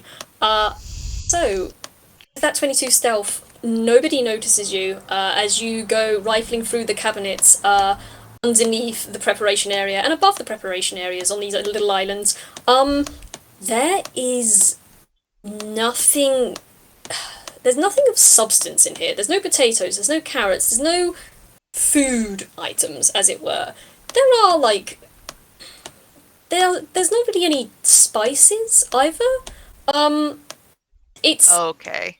There are, however, some bottles of some thing.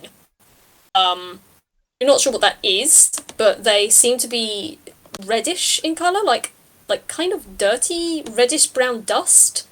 In these bottles tucked away. They kind of fill at least one of these cabinets, and then as you get closer towards the door leading out towards the main room, they get smaller and smaller and smaller. Yeah, for the most part, there are some spices, but not a whole lot. Okay. So that's suspicious. She's got, like, kind of prayer hands. By the way, I did roll a d10 just because, like, I was trying to, like, pull out a bag of tea for the hot water, because... But that was I got a 1, so... That was a 5. So she pulls out the keys to her bike, and I'm like, nope, that's not it.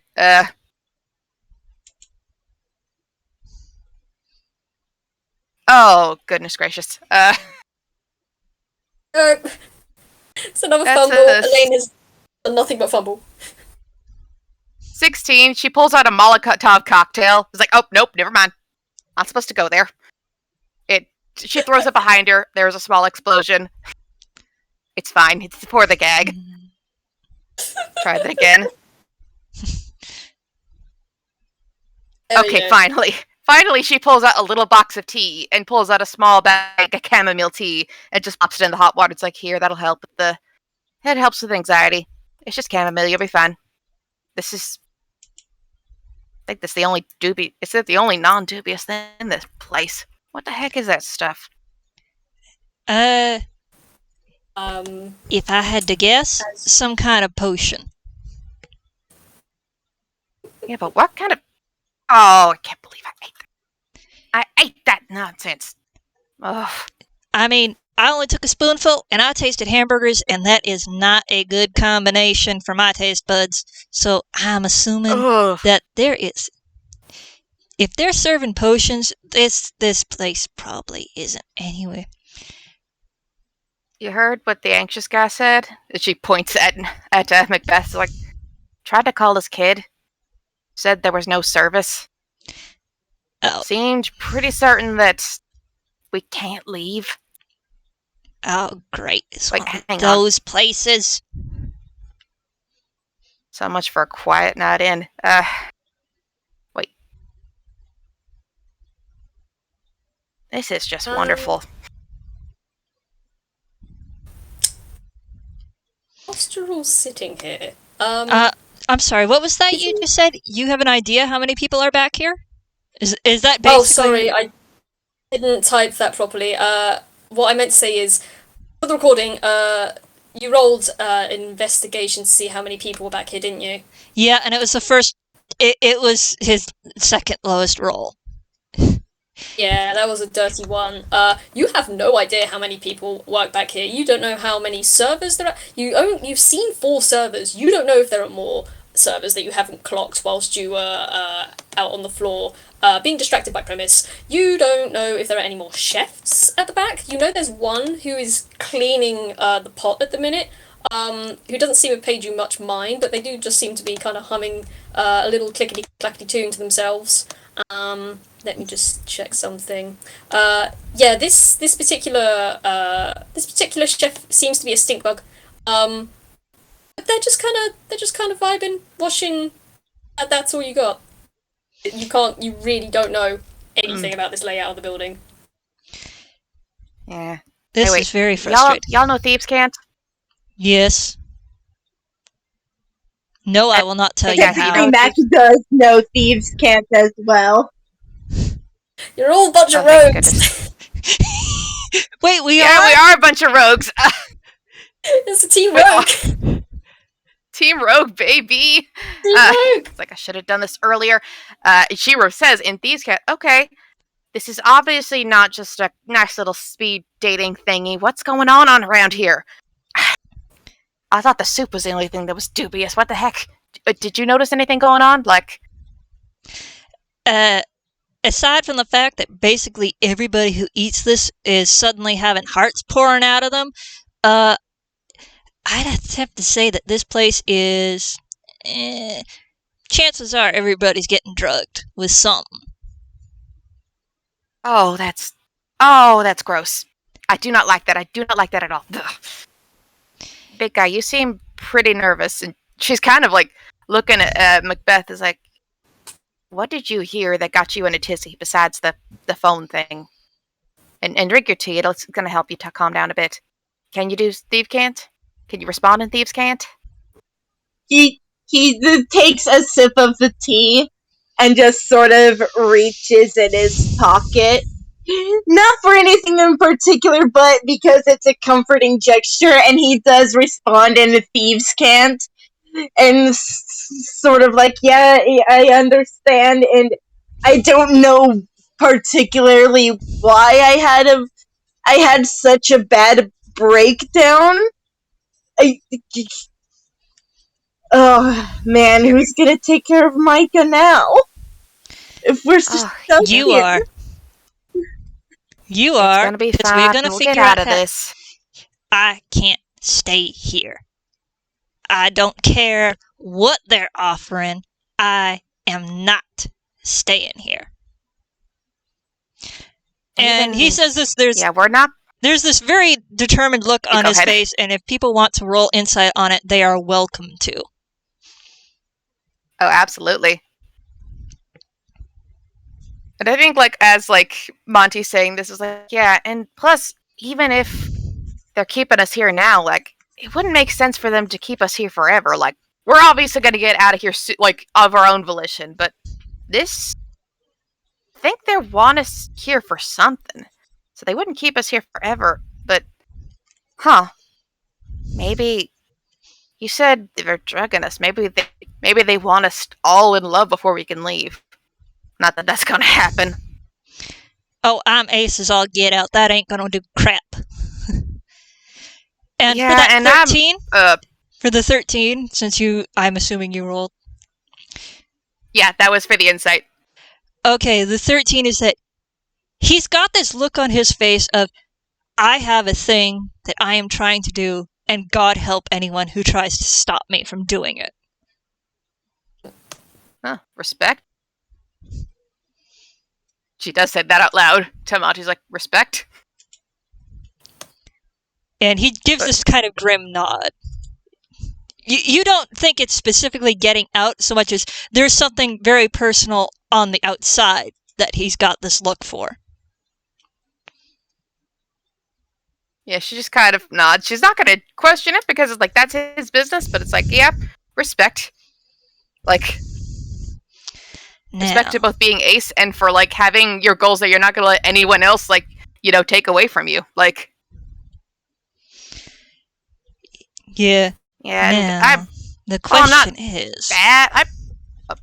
Sorry. Question is, what do they want from us, and what do they want us here for, and what are they getting out of it?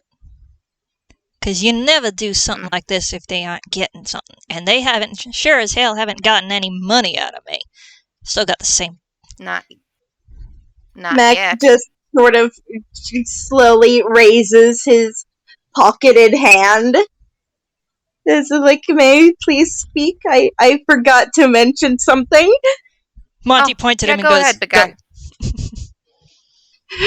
Mac just sort of fiddles with his fingers a little, taking another sip, and he's just like, that meerkat Loam? Yeah, he most likely is being forced to work here and hasn't left in a long time. What? Okay, my first thought is burn everything that's paper. Look, I won't go into detail. I've seen stuff like this before, mostly in passing because I don't get involved in it. But usually if you burn anything that's paper, it breaks a lot of stuff, especially when it comes to magic crap. Just need to roll a quick thing real quick. No worries. Oh boy. Oh, so I just rolled a whiz save and got a natural one. Oh boy. Oh, if any of you roll anything, could you let me know what you're rolling, please? Oh yeah. So yeah, Thank I you. just rolled I marked it as a whiz save.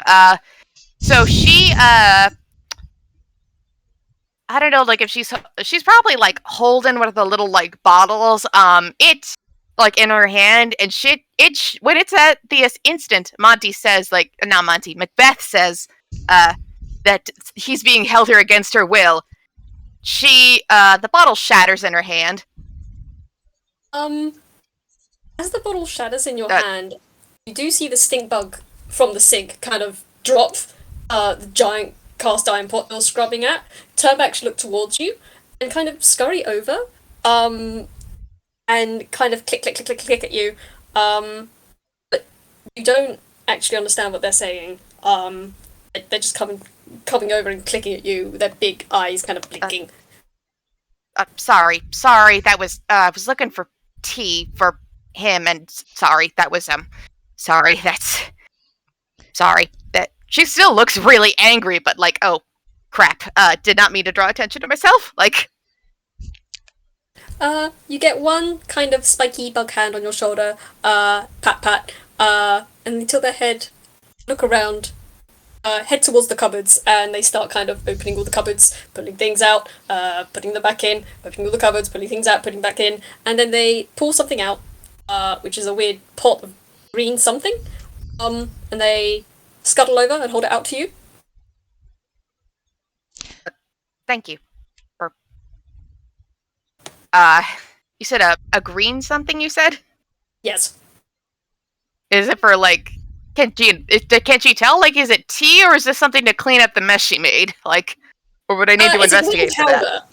It's a green powder in a pot, like a glass. Oh. Glass with cork. You know what I just remembered? Oh, Monty has speak with animals. Would that work here?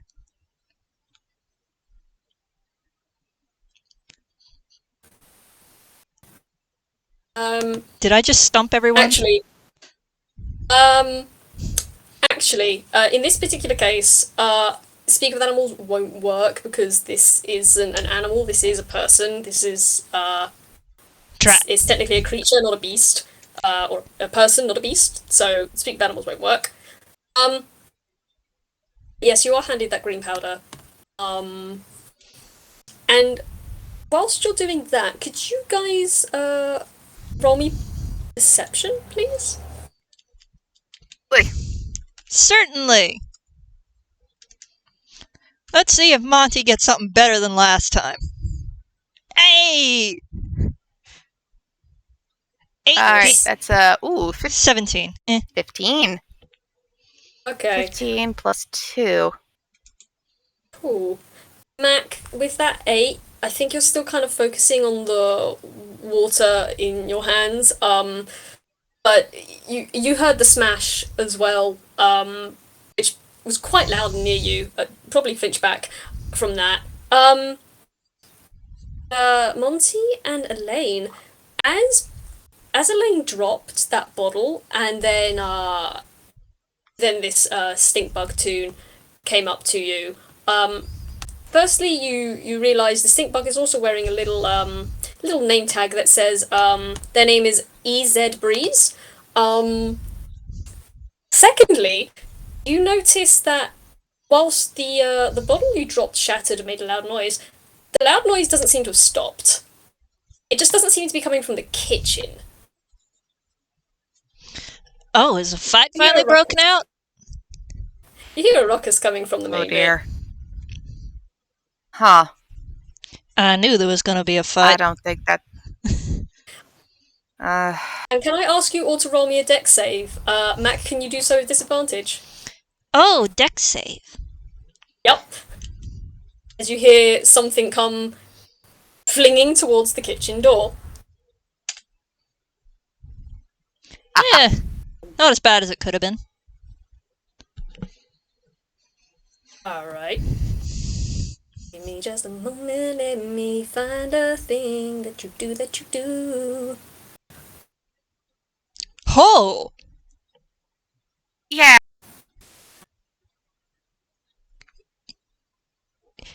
You're sure it was the dex save you put down there and not your actual dex, right? No, I'm Oof. sure. Yeah, dex save +6. That is. Her dex is high. Oh no. Oh dear. Well, Elaine, you can feel yourself tense up and maybe your frills kind of twitch as you feel something's gonna happen. And your head twitches towards the door and you can feel the vibrations of the air as something's thrown towards the door. You jump out of the way. Unfortunately, Monty, you noticed too late, and I think, Mac, you're too much in your own head to notice. You Does Monty, like, Both? pitch himself on the floor and then smash his own face? Like, what? what happens is the floor busts inwards, and you hear a "Wah!" as a cat, giant Black Panther cat, comes flying through this door onto you, Monty, who then gets pushed onto Mac, who then gets pushed into the wall. So unfortunately, you're all smashed against the wall, and let me just roll something. Take 4 damage, 4 force damage. I got. So, I was just gonna say, that cat noise was dope. That was very cool. thank Let's you. see, where are your hit points? There they are. Said minus Yeah. 4? Yes, please take 4 force damage each, as you are both squished against the wall by a giant cat, who is now growling beneath their breath and panting as Elaine would probably notice first. There are rips in this off-the-shoulder top that they've been wearing, and they are panting, and their teeth are bared, and their whiskers are twitching, and they are just puffed up and growling. Monty, from where he squished. Yep, exactly who I thought it'd be. Huh. Because he Premise- pegged the fight before it was going to happen. As Premise kind of pushes themselves off the wall, and then crouches down on all fours, does a little butt wiggle, and launches back out with a at whatever through the door, presumably. Unless you guys What? would all like to do anything. Well, if we was going to do some hunting to figure out what's going on, I think we now have our distraction. Do you know what that was about? Should we be worried about that? Bullchick's fighting with Panther. Why? She seemed like she didn't really want to get involved in anything, well, except for the meerkat fella. I think she's got a crush. Oh, you gotta be kidding me. I wish I could say I was. Love triangle nonsense? You do hear coming More through, love V. One-sided on both ends, as far as I can tell. Huh. Yeah, it's gonna get ugly. What were we gonna say, Do? I was just gonna say, as you said that, you hear through the doorway. You keep your gosh darn paws off of him, you harlot! Excuse Oh, me, come on. Chef. Ladies, you're both better than this. Excuse me, Chef. Is there an office we can hide in to avoid becoming part of the collateral? The chef looks over at you. They look around, and you just see all four limbs kind of lift up in a shrug. They're the chef, man. They don't know. All They right. come in, they cook, they leave. All right. Which room do they usually go to get your check? They kind of look around, and then they creep up to the open door, and they just kind of boing, boing, point outwards. Perfect. And you can see. As in pointing out the doors that we just came in? Of which you can see there are many people being thrown around, still seeming not to mind being thrown around. There are many pink love hearts, people clasping hands. Some of them even seem to be floating around in happy little bliss towards the ceiling, and they just kind of bonk, bonk to the top of the ceiling like a helium balloon. Yeah, if you look out the door, it does look like they're moving quickly. But that cat and that bull seem to be locked in combat. Can't see Loam. Okay. That didn't quite answer my question, though. You do, however, this beetle looks down at you and then looks around, and then they kind of point. They point towards Lady Lamplight, who is kind of. They've pulled out some sort of wand, potentially, or some stick of some sort, and they just seem to be waving that around. You can cast an Arcana to try and figure out what they're doing. But as they're waving it around, the chairs and the tables all sort of come to life. And Sure, I'll do Arcana. I'll do the one he has a 0 to. Roll is there anything Arcana. else you guys want to do as well? Because What? Hoosh, Mac is no longer pinned to the. Damn. How? It's a +0. How did you get a 16, But- Monty? but- I'm sorry, but I had to do something. I'm sorry. Okay, dude. Did you want me to catch you up with anything? Yes, please. That'd be very nice. I'm sorry. Yeah, you're good. What did you last hear?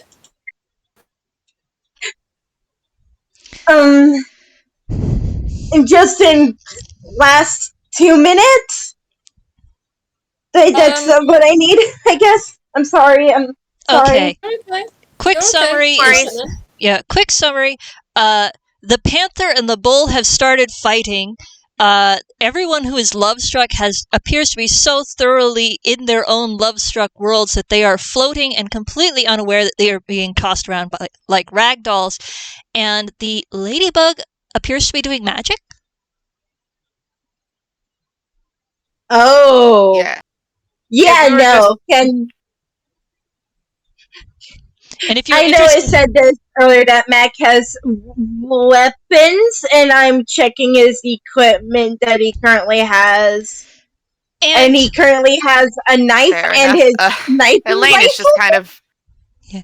Oh, one thing I will say is that we've also been given permission to roll Arcana to see if our characters can figure out what Miss Ladybug is doing with her magic other than making the furniture move around to potentially catch people? Maybe, plausibly, I don't know. We have not gotten that description. and Elaine is just head in hands, like, oh, stupid love triangle nonsense. It ain't a triangle, it's Ladies, a V. you're both. It's a V, because they are both looking towards the same person, and he is not looking at them. Either way, And they're it's not even stupid. looking at each other. Either way, it's so stupid. Yeah, let them fight it out. They're giving us an opportunity to hopefully avoid any further trouble of our own. Whilst you Guess guys are that's the having this truth. discussion. Whilst you guys are having this discussion, so I don't know, what was Mac doing, Hoosh? Sorting out their weapons? Were they drawing any weapons?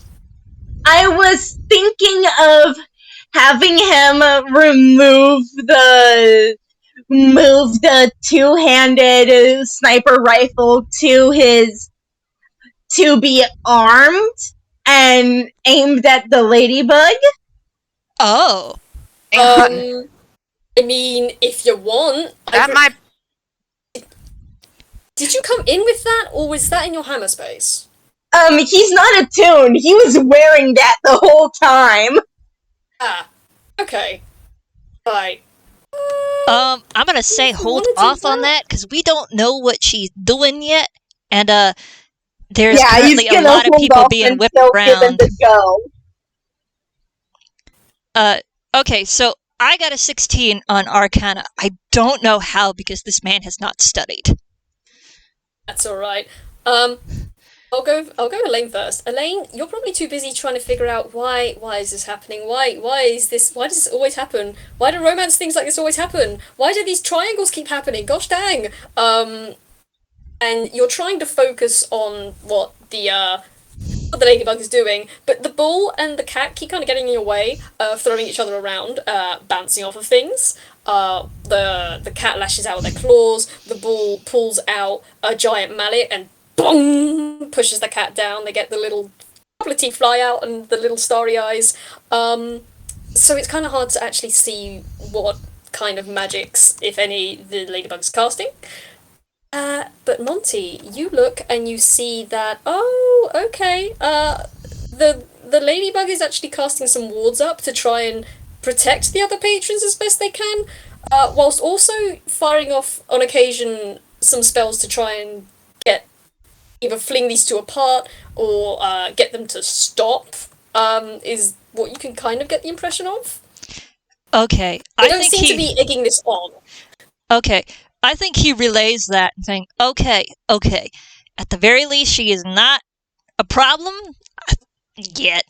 Not a problem yet. She seems to be trying to keep everybody safe, get those two away from each other. But there's gotta be papers. When it comes to magic stuff, it's always the papers. Always Or the dang potions. paper.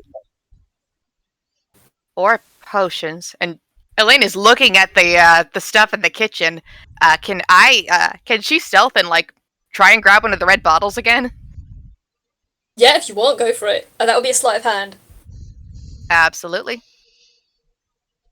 I'm trying to figure out what to roll Oh, that's for Monty. 14. 14? Yeah. So you probably do make a bit of noise of clinking bottles as you pull one out of the cabinet. But at that same time, you hear the crash of a chair and as a cow seemingly gets thrown through a table at some point. But you do manage to snag a bottle. Cool. Either of you know anything about magic? Any of you know what this is? I couldn't make heads or tail of it. I don't know magic, I'm sorry. I'm pants with it. Out of character. Can I make him roll history to see if he can figure out what paper thing he could potentially be looking for to deal with? I mean, I know as a player, but I want to see if he can figure it out. I'd roll just Like history, since it's something that just happened. Intelligence check. Because a history would be like a long ago thing. So if you want to roll me an intelligence check. Intelligence is 0, so we good. It would be the same either way. 13!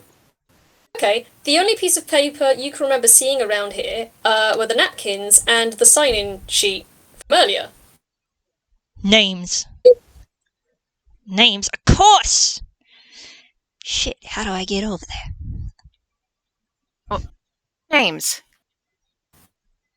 It's something I remember someone I know who did tangle with magic has talked about before. Names, you do. There's some magics that you can do that you can specifically have a lot of stuff with if you have a name. And the only paper thing I can think of other than napkins was that sign-in sheet.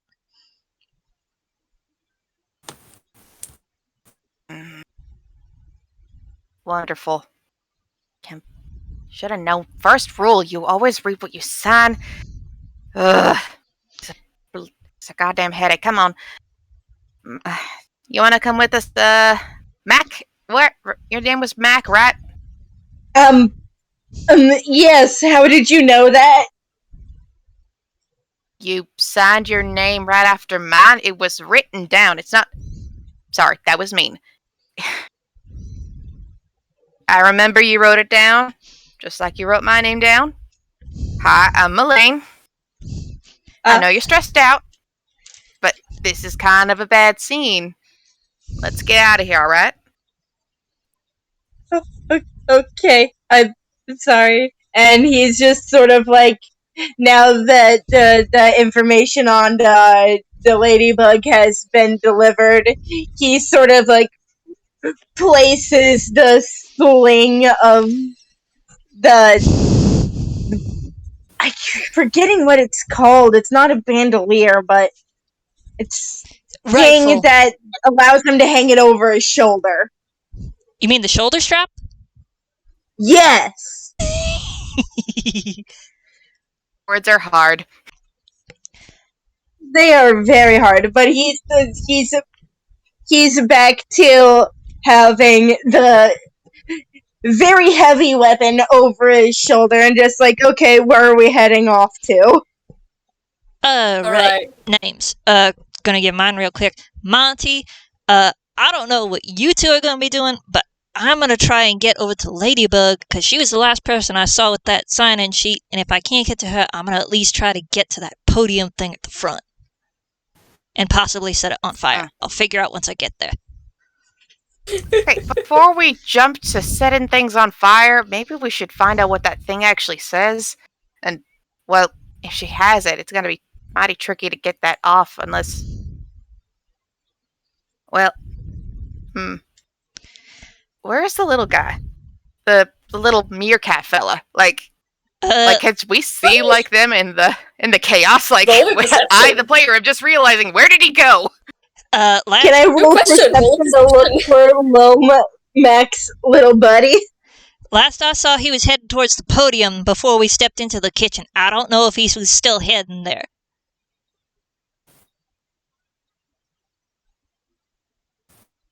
I mean, you can roll a perception and see if you want, stick your head back out the door, or just walk out the door. Well, let's find out. She might peek her head up, but it's like, also, she does not want to get involved in this nonsense, like, if she can help it.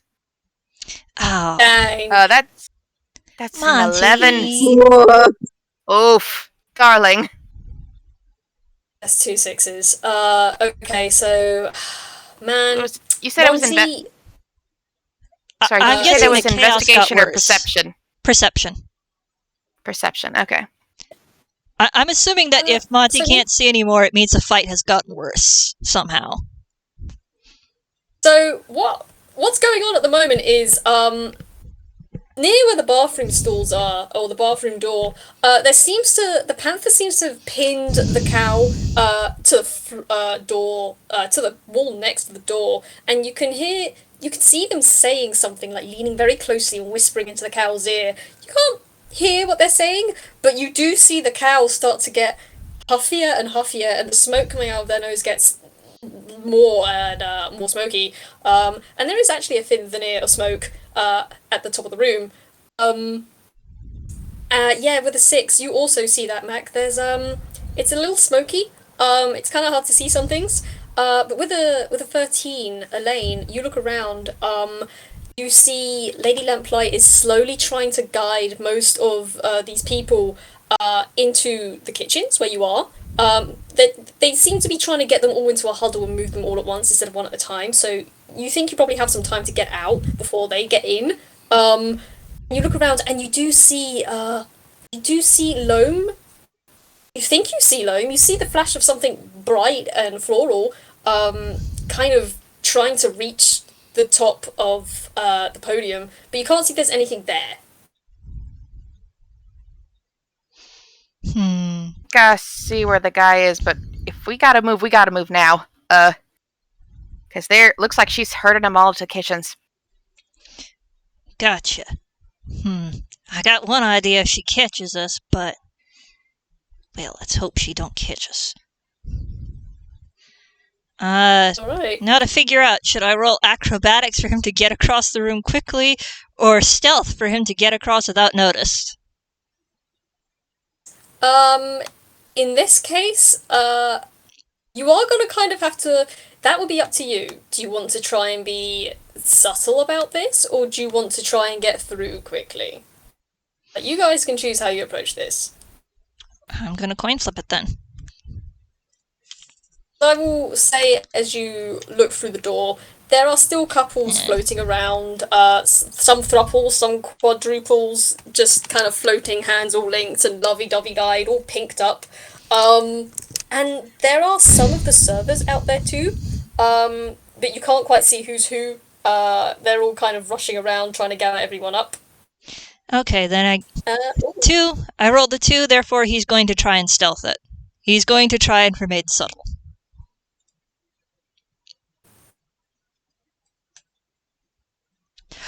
Yes! Dirty 21! Yeah! Alright, what are the other two doing? I address that. I think Elaine's gonna be like, "You okay to move, dude?" She says that to Mac Beth. It's like, Mac is sort of thinking he knows these two are fighting. What better way to get them away from the area than to have them chase him? Oh no. Does he say this out loud? No, he is not saying this out loud. Oh. He is slowly creeping towards the way, and I am going to need... I don't know what role I need to make for this, but he is going to shout, "I got the meerkat's number!" You don't have to roll for that. I would ask you to roll stealth if you're trying to be sneaky to get close to them. But if you were just trying to walk up and shout that, you ain't gonna do nothing. Because you immediately see, Panther, who has pinned the cow to the wall, snap their heads towards you, and their eyes grow a little wider. Their pupils are completely blown, and their tail is flicking, and you see their claws slightly let go of the cow on the wall, and they hold out a palm towards you and say, "Is that so? Well, then I suppose you wouldn't mind sharing?" Y'all have lost. You gotta catch me if you want it. The cat... He's not even trying to be sneaky at all. Meanwhile, Monty's like, I can't tell if this is the bravest man in the world or the stupidest. Yeah, it's up for debate. Oh, he doesn't say that out loud, though. Sorry. It's alright. Once again, Elaine is reading Monty's mind. Oh, by the way, Elaine, what are you doing?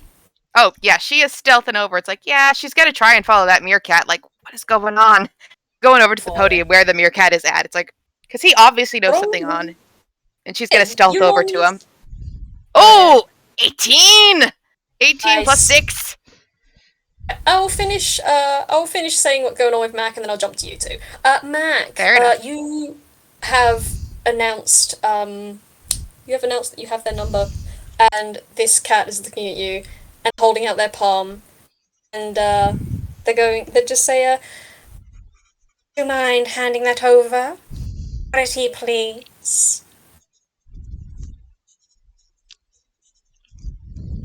I want to make sure that they are going to chase, and if they do chase, would it be acrobatics or athletics?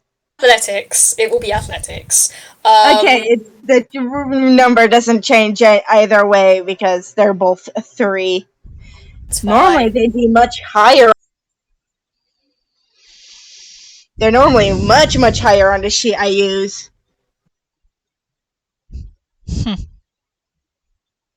That's alright, yeah, you can roll athletics for me.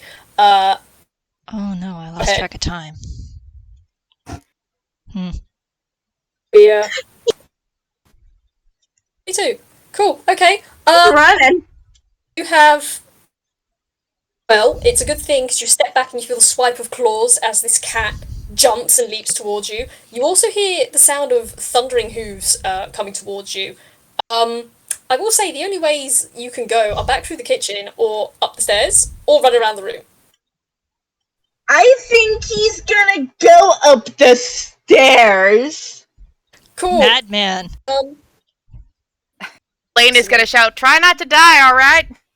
No promises. It's worrisome, but alright. We cut back to Monty and Elaine, and you guys have successfully used the tables that have been overturned, the chairs that have been split, and some of the curtains that have been ripped down as cover to sneak yourselves over to the podium.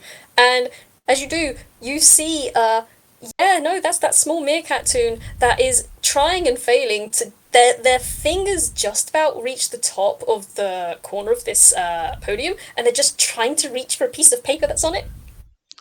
Need zuppies! They're too small. They can't reach. Allow me. Elaine is just gonna grab the piece of paper. It's like, you could just ask, or maybe get a footstool. They kind of flinch back as you move towards them and turn their back towards you, and their heart is just going like in and out, big breaths, and they're like, I didn't have much time to call for help, and they It's kind of fine. point. It's fine, champ. Now let me have a look at that paper. Yeah, roll me investigation or arcana. If you Um, want. I think I'm gonna go with Arcana because it may be a 0, but it's higher than his investigation. For it. Can I also roll investigation? 14! If you're investigating. 14. Something about this that tells you, there's something about this that's magical for sure, but you're not quite certain what type of magic it is. Well, the main thing that he's trying to look into is whatever magic is on this, could it be broken if I destroyed the paper? I will give you with a 14 and a 15. Destroying this thing with magic would be... Destroying this thing while setting it on fire, it's definitely magic. It's definitely burn resistant. You think the only way to destroy this thing is with magic. With a 15, is that Arcana or investigation? Investigation, yeah. The 15, you kind of squint at the letters on it, and the letters on this are kind of squiggly and weird. If you squint and you pull this paper up to your eyes and up to your eyes and up to your eyes, and as you bring it closer and closer to your eyes, you see that there are actually some weird little gaps between the actual letters themselves. You think you're gonna need to zoom in a lot to see what this is, but there's some weird gaps.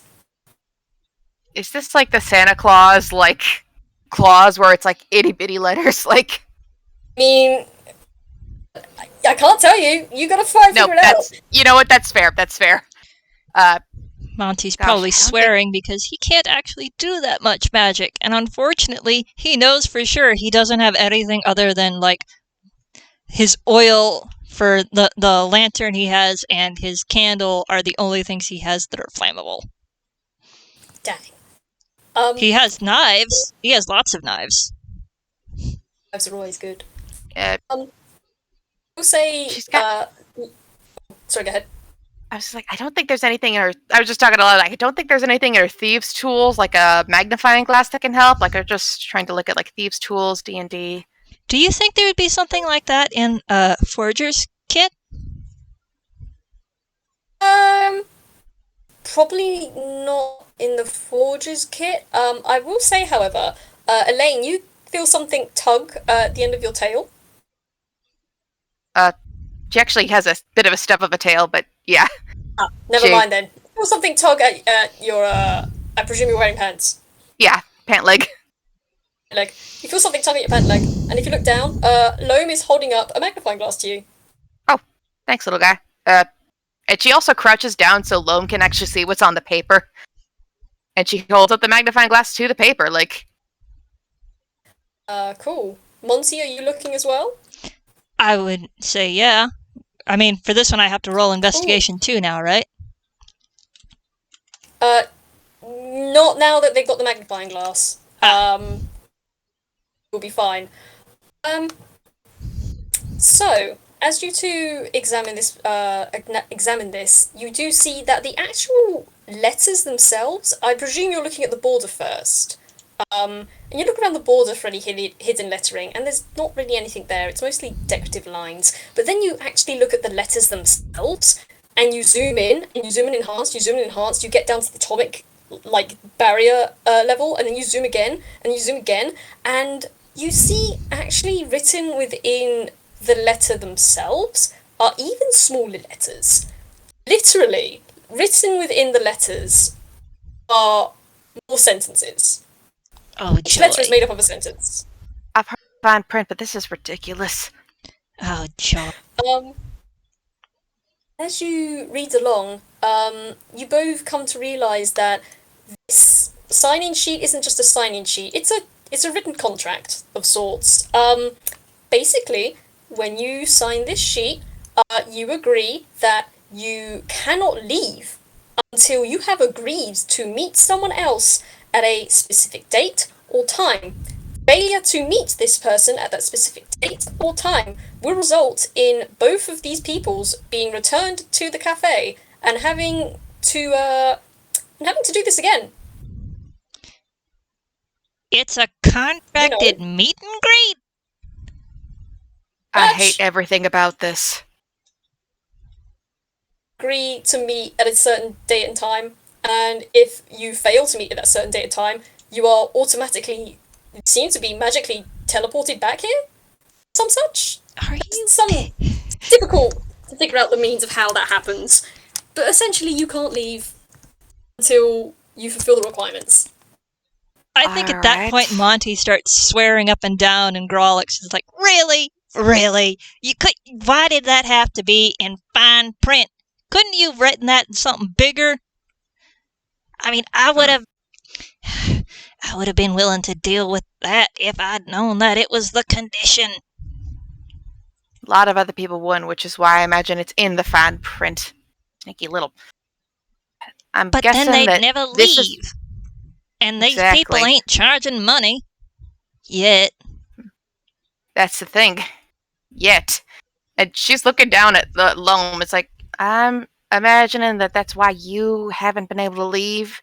You didn't meet with your designated person at the designated date. Ugh, so gross.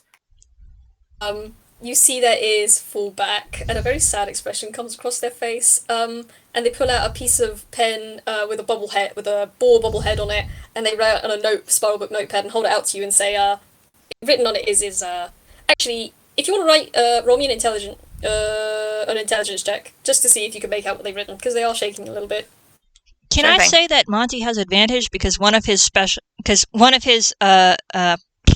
am I forgetting the word? One of his, why am I suddenly forgetting the phrase? He has proficiency with a forgery kit, basically. Could he potentially read really bad handwriting thanks to that?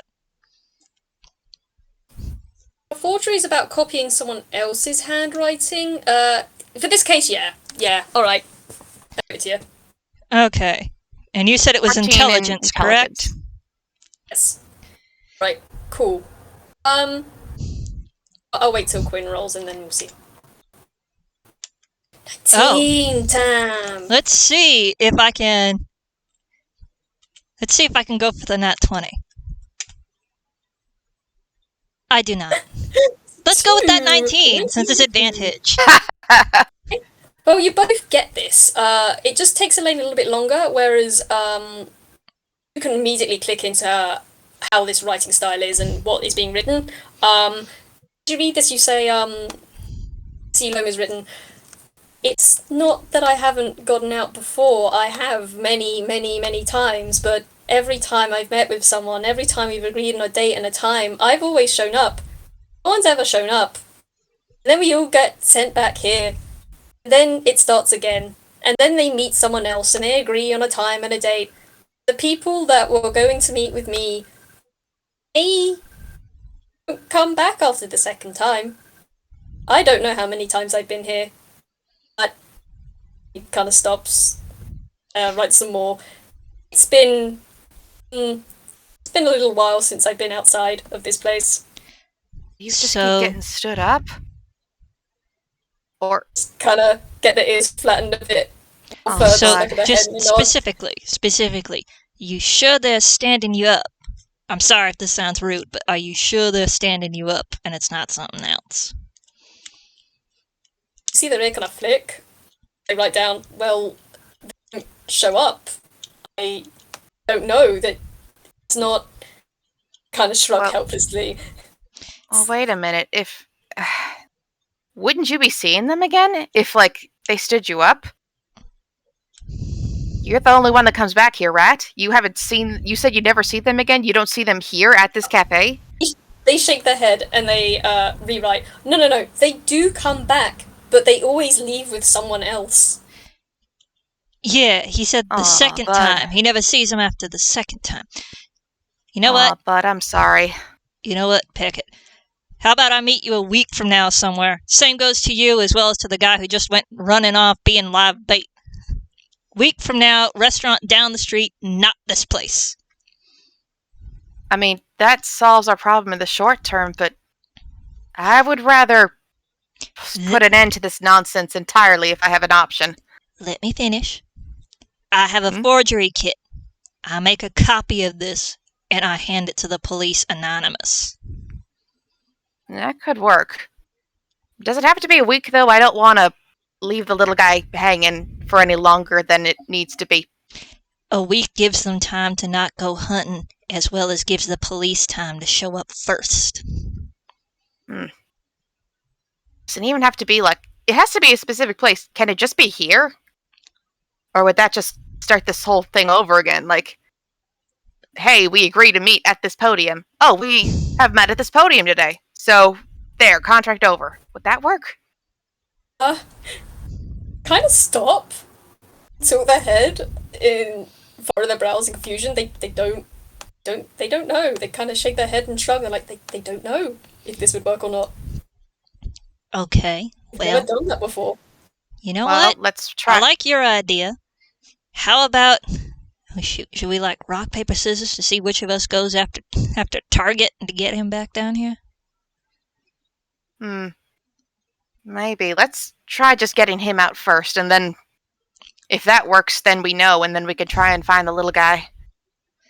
Because That wasn't I'd rather what I meant. get him out of here as quickly as possible. That wasn't what I meant. I meant we meet here as soon as we find Target, and we all Oh. meet back here at the podium. Like, we do your plan now. Not later. Now. Oh, gotcha. Yeah, that sounds good. Yeah. Yeah, okay. So, So, Alright. rock, paper, scissors for it? okay, rock, paper, scissors.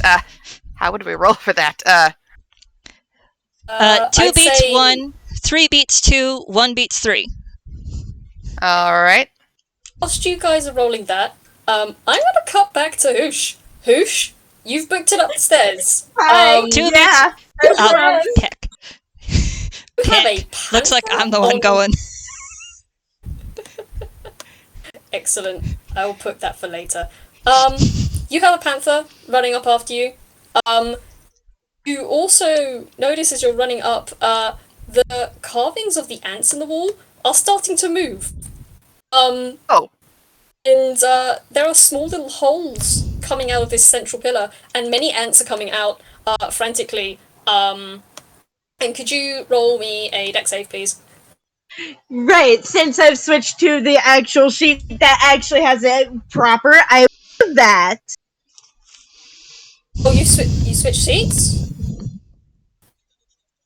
To the one I first sent you with all the correct information that isn't modified. Okay. Alright. Where is this then? But yeah, if you want to roll me a dex save then, and I will roll for these two. Oh my word. Oh, what? You guys are disgusting. You guys have disgusting necks. What the hell? Boom. We did it. Did it.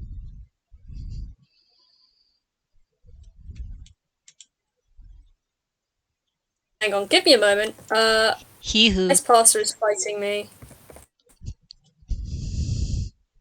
That is a 22 on a dex save. Okay, cool, excellent. So 22 on the dex save. You dodge through all of these. Dodge through the ants with ease. They do not bother you. You hear a wow and a coming from behind you. As steps of furious paw pads clawing up these stairs starts to fade a little bit, and if you look over your shoulder, you see that there are ants swarming all over this cat, and it's still making its way up, but it's no longer running. It's forced to go at a slower pace. And if you look further down, you see the cow is just pinned down by a junk ton of ants who are slowly working their way up underneath and seeming to lift this cow off the floor and carry them back down the stairs. But you've lost one person, but the other one is coming up. They're still chasing you, but they're just not right on your tail. What will it take for make them to turn back? I mean, you said you had the meerkat's number. Oh, fair. Scribble a fake number and toss it? Honestly, that might actually kind of work, but I don't have paper. You have a hammer space. You do. I don't have a hammer space. All right, I'm real. not Toon. Damn! I forgot. We're so used to playing with tunes. Yeah. And I think like yelling, "Hey, guess what? I lied," would end badly. Mm-hmm. Okay, I'm gonna have Mac be completely honest here and just sit on the steps. And he's just like, look, I just wanted y'all to stop fighting because everybody was in danger, so yeah, I'm sorry I lied to you about having the number. As that, you hear a furious from this giant black cat as it comes up slowly towards you. The ants are still pushing it down. It's slow, but it's making its way, and you hear a, "So you lied to me about something like that? Why would you lie about something like that just to stop us from fighting? I didn't start the fight." And you hear a call from down the way. No, look, I seen you here before, and no, I don't want you anywhere near that boy. You don't respect him. You don't treasure him. You don't want no. I know exactly what you want, and you don't want nothing good from him. And you see the black cat whistle up and turn to look back down the stairway and hiss out, "Oh, and you think you're so perfect for him, do you? Oh, he hasn't even looked at you. It's pathetic." They start a little backwards and forwards as the cow is carried down the stairs, and the ants are slowly pinning the cat down. And you can tell if you keep them talking for long enough, they might also be pinned down and carried down the stairs. Mac is feeling confident, and he doesn't care if he gets scratched in the back. He's basically a walking dinosaur.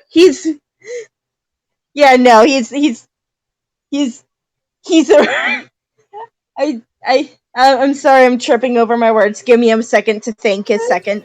No worries. I will ask, can Elaine and Monty hear all this? Oh yeah, no, they're not being quiet. You are hearing shouting from these people as they're being kind of dragged down the stairs by a bunch of ants. Yeah, Mac is just confidently walking down the stairs past these two. He sort of gives them both a cheeky knifed grin. If you've seen his reference pictures, he has the teeth sticking down the side, sticking out of his mouth on both sides of his muzzle thing. It looks like he's snarling, but he's not. He's completely playful with this. And he's just like, hey, if you weren't... And no, he's not like, if you weren't that, but he's more like, maybe if you were a little bit less obsessed, I would have taken you out. I do have a thing for Felly Day, and he's just, like, walking away. Sassy little. Wow. Sassy. You just get a glare shot your way.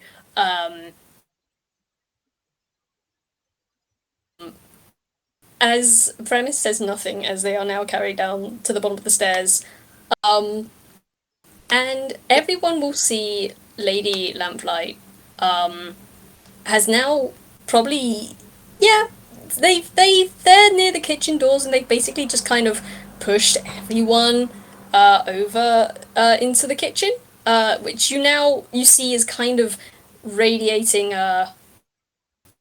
pink light, because there's no door. The door was kicked in, but there's just a bunch of pink hearts flashing around in there, and people twirling around, and you hear a...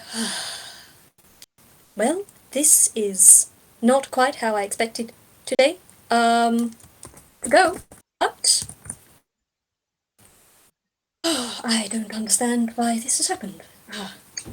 You can kind of see them calling over some of their colleagues and clicking at them, and some of the flies. The fly comes over, the mantis comes over, the bed ant, the stink bug, and another bug that you didn't see before comes over, and they all kind of just start clicking at each other. We'll ask, who has the paper now? Is it like Elaine or is it Monty? Like, I think I think Monty might have put it back up on the podium now that they have an idea of what they need to do to get out. Elaine might have like actually grabbed that and just like stuffed it in her hammer space, because I don't think she wants she doesn't want to leave it there for other people to sign. Unless someone she's doing this so Monty and Loam can see her, so if either of them want to stop her, they can, Monty doesn't really stop her, but he makes a face I don't think that's a good idea. They'll notice if their magic paper is missing. Yeah, but I don't want anyone else getting to sign it. Plus, wouldn't this be better evidence for the police that you wanted to call? By the way, well, yeah. I'd rather you call them than me. Understandable. Are my records out here? I'm pretty sure they're not out here. At this point that you kind of see Lady Lamplight step away from her fellows, look at you three, at Mac, who's probably at the bottom of the stairs now, at the pile of ants that has the owl and the cat pinned to the floor. I'm gonna say that we're probably crouching by the podium like we were hiding behind it. I mean, that's one of the reasons why we went unnoticed, I would assume. That and the chaos. The general chaos of everything being turned around. Now that the chaos is over, she looks over at you and kind of pins you over and says, I do apologise for this. If you'd all gather here for just a moment, this seems to be a bit of a mess. I don't suppose you know exactly what is happening here? I have a few guesses. Besides those two being idiots. Well, by the way, and she's turning to she turns to Sue and to the, oh god, what was her name? The Miss cat. What? Premise. That was it. It was there was a purr pun in there, but it was premise. I was you two are being so stupid. I mean, you can say you know what's best for him, but have either of you asked? I've been trying to ask since I first came here, but I've never had the pleasure of being seated at his table. And at this point, the cat looks over and gives Loam a big smirk, and you hear a visible "Ooh," coming from Loam as they gulp and kind of shiver a bit under the cat's attentions. Meanwhile, Sue just kind of snorts and rolls her eyes and I didn't say I knew what was best for him. I don't know exactly what's best for him, but I know that this hussy ain't no good for him either. Okay, firstly, let's ladies, not resort to... please. Yeah, let's not resort to name-calling. That's not polite. And secondly, it doesn't look like... Sorry, premise, but it doesn't sound like he's all that interested. And you should just... You know what, you both are here. Ask him now. And whatever happens, you respect his answer. And she kind of plants her hands on her hip and glares down at them like, respect his answer or you will deal with me. And, no offense, premise, but for a nervous fella like that, speaking as someone who has been subject to such attentions, for nervous fellas, you are a bit strong. Not in a bad way, but it can be a little overwhelming if you aren't expecting it. You see the flick of an ear and the twitch of a whisker, but she doesn't really say anything to that. Because she knows he's right. She ain't saying nothing. Mac, did Mac want to say anything? Mac himself is sort of like to Loam if he is actually there, just like, hey, you want to come over to my place and watch a movie with me and Micah later? Loam kind of looks at you startled, a little wide-eyed, and their ears perk up. Then they look between Elaine and Monty, and then they hold up their pen and their paper, and they kind of mime writing something down, and then point at Mac.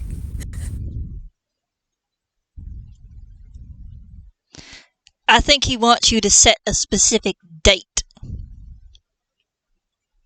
Enthusiastic nod. Mac takes the pen and paper and writes down the next day at sort of like about 7 p.m. at a listed address that's within Toontown but not away from it. It's sort of like on the outskirts of a decent neighborhood. It's hilarious. Mac does not know about the paper, and yet he's fulfilling the exact requirements. That he is. Loam's gonna look at this and nod, kind of hesitantly. You can tell he's a little nervous, but also, there's like a little twitch in his tail and a slight glint in his eye. And you're gonna hear coming from Premise, so darling, I know we haven't had a table together, but how would you like to, how would you like to come around my place for a little while? And, Premise shoots Loam a big fanged smile. Loam, the tail kind of sticks up, their ears perk up, they look over, and they'll just kind of slowly shake their head. Then you see Sue snort and go, see, I told you he had better sense than to go out with some hussy like you, see now? Alright, Again, and stop be there. polite. Stop you right there. You don't know this lady. You don't know what her ideas are, and you do not know... You don't know what kind of lifestyle she actually lives. That is incredibly rude. Mm-hmm. I've seen her in here, out of here all the dang time. You And kidding? she's probably She seen the always same lives of in a different you. person. And she's probably seen the same of you. How many times Nothing have you like been that. here? I know. Once. Oh, I know for a fact that ain't true. Didn't you say this is the only place you've seen this critter? And she points to Loam. That would imply that you've been here more than one time, I think. So don't go judging people based on like how they look or how they act. It's rude. You just hear a snort little roll of the eyes and that. Sure, whatever. Mm-hmm. Clearly not kind of paying attention to you. But you will hear a scribble of something being written on Loam's notepad, and they're gonna hold it out for everyone to read. And on it reads, I didn't initially come here to find a romantic partner. I just wanted to find a friend to hang out with. I'm really sorry. You're both very pretty, but I'm not like kind of look around. I'm not in. I don't like romance stuff. I just want to find a friend to hang out with. I'm sorry to disappoint you guys. I hope we can still be friends. At that, Monty grins, goes, "An arrow! Finally! Someone who speaks a little closer to my language." There, see, you got your answer. So respect it. You hear a snort, yeah. Well, that was a waste of my time then, and they just kind of slump in the nest of ants they're still being held down in. And you can kind of hear one of their claws go to scrape against the ground and say, "Don't worry, you can let me out now. They've shown they're not interested. It's... I just wish you'd let me know initially, and I wouldn't have wasted my time." Again, And have you seen the Sue? anxiety? It's hard enough just talking for some people. You do come Get on a- a bit strong. No offense. A languid roll of the shoulders. None taken. I find it's one of my more better. Sorry, my brain just blanked for a second. I can't remember what the word was. Better Damn. qualities? Something along the lines of stronger suits. I will put it that way. It is one of her stronger suits. I jump back to Sue. He's looking at Loam, who is looking a bit nervously back at Sue, who takes a deep breath, puffs out a thick cloud of smoke, which is now slowly drifting out of the open windows. He says, "Well, I can't... Fine. I'd like to be your friend, sure. I won't lie, I think you're real cute, and I would have liked to date y'all, but if friendship is what you're offering, then friendship's what I'll take. I ain't gonna push the bar here." And congratulations, you've solved the love arrow puzzle. Congratulations. Congrats. I'm just looking at time, so I'm just gonna hurry this along a wee bit. I think So- Monty's going to look over to Elaine and say, "You were mentioning stuff about food. The burger soup just ain't my taste. You know somewhere better that we could go?" Oh, I might have an idea. Come on, I work for this place called the Jitterbug. I can make you a good sandwich. Oh, Do you thank have the anything stars. spicy? Like, super spicy? I am so hungry. She grins. It's like, yeah, y'all come over to my place. I'll make you something good. Give me a time. That's- The minute you, I I was gonna imagine say, then the we minute you descend. mentioned the name Jitterbug, What were you saying? I'm sorry. saying the minute you mentioned, no, you're good, Quinn. The minute you mentioned the Jitterbug, you see Lady Lamplight kind of freeze, and the lenses of their eyes kind of widen a bit in their face, and then you hurriedly hear it buzzing in your brains. Oh, you're from. Oh dear. We're very, very sorry. There's a bit of panic in their voice, which is kind of weird. And they kind of hurriedly rush up to you, all three of you, and say, "Oh, we apologise for how I suppose unpleasant your stay here has been. Here we will if you wouldn't mind, we will reimburse you." And they give you 10 gold each, and I will send you what they give you as little items afterwards. If you guys could roll me a D2 each. Sure. Okay.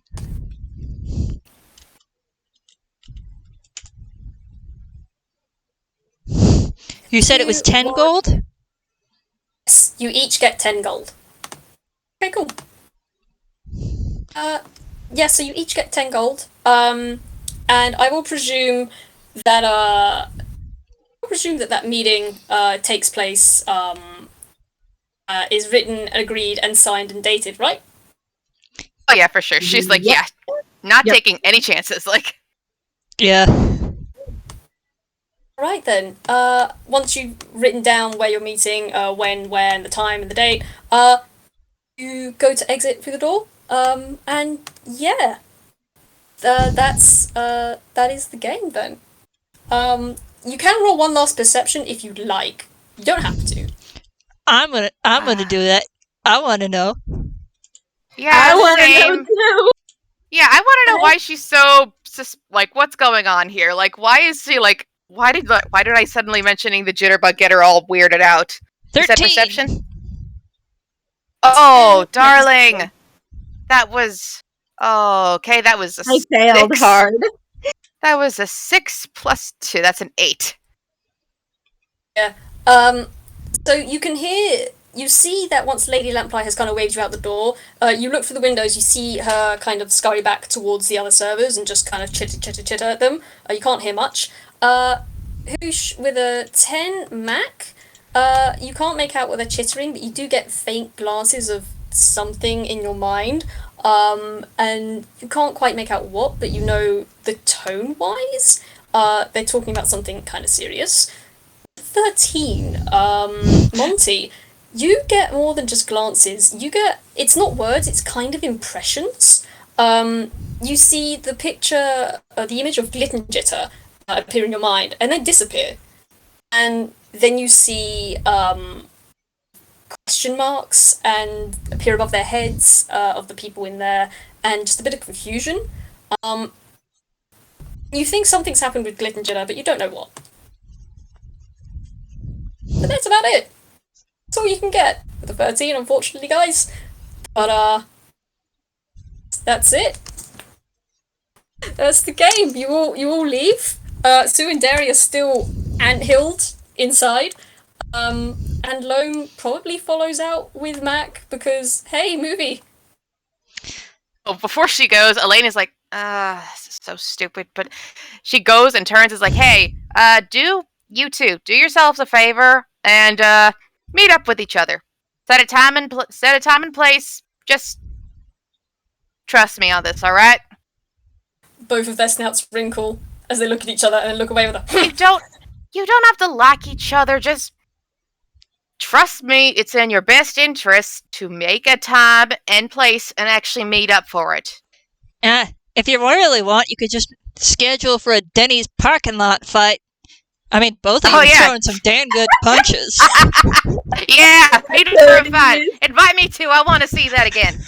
As you say that, you see both their ears perk up, and they slowly look back at each other. And you can see they're thinking about it. Yes! Right, if it ends up going down, let me know. I want to see that again. I think Here, Monty also very quietly taps Elaine's shoulder and says, "Hand off the paper to me. I'll get it to the place where we need it to go." She hands him the paper. And he just discreetly tucks it into the front pocket of his jacket. On the inside. So, I'm just going to type some bits up.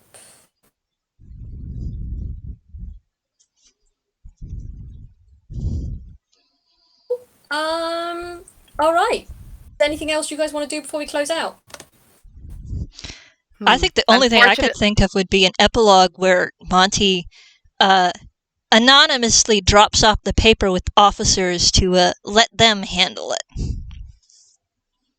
Okay, cool. So you deliver it to the police.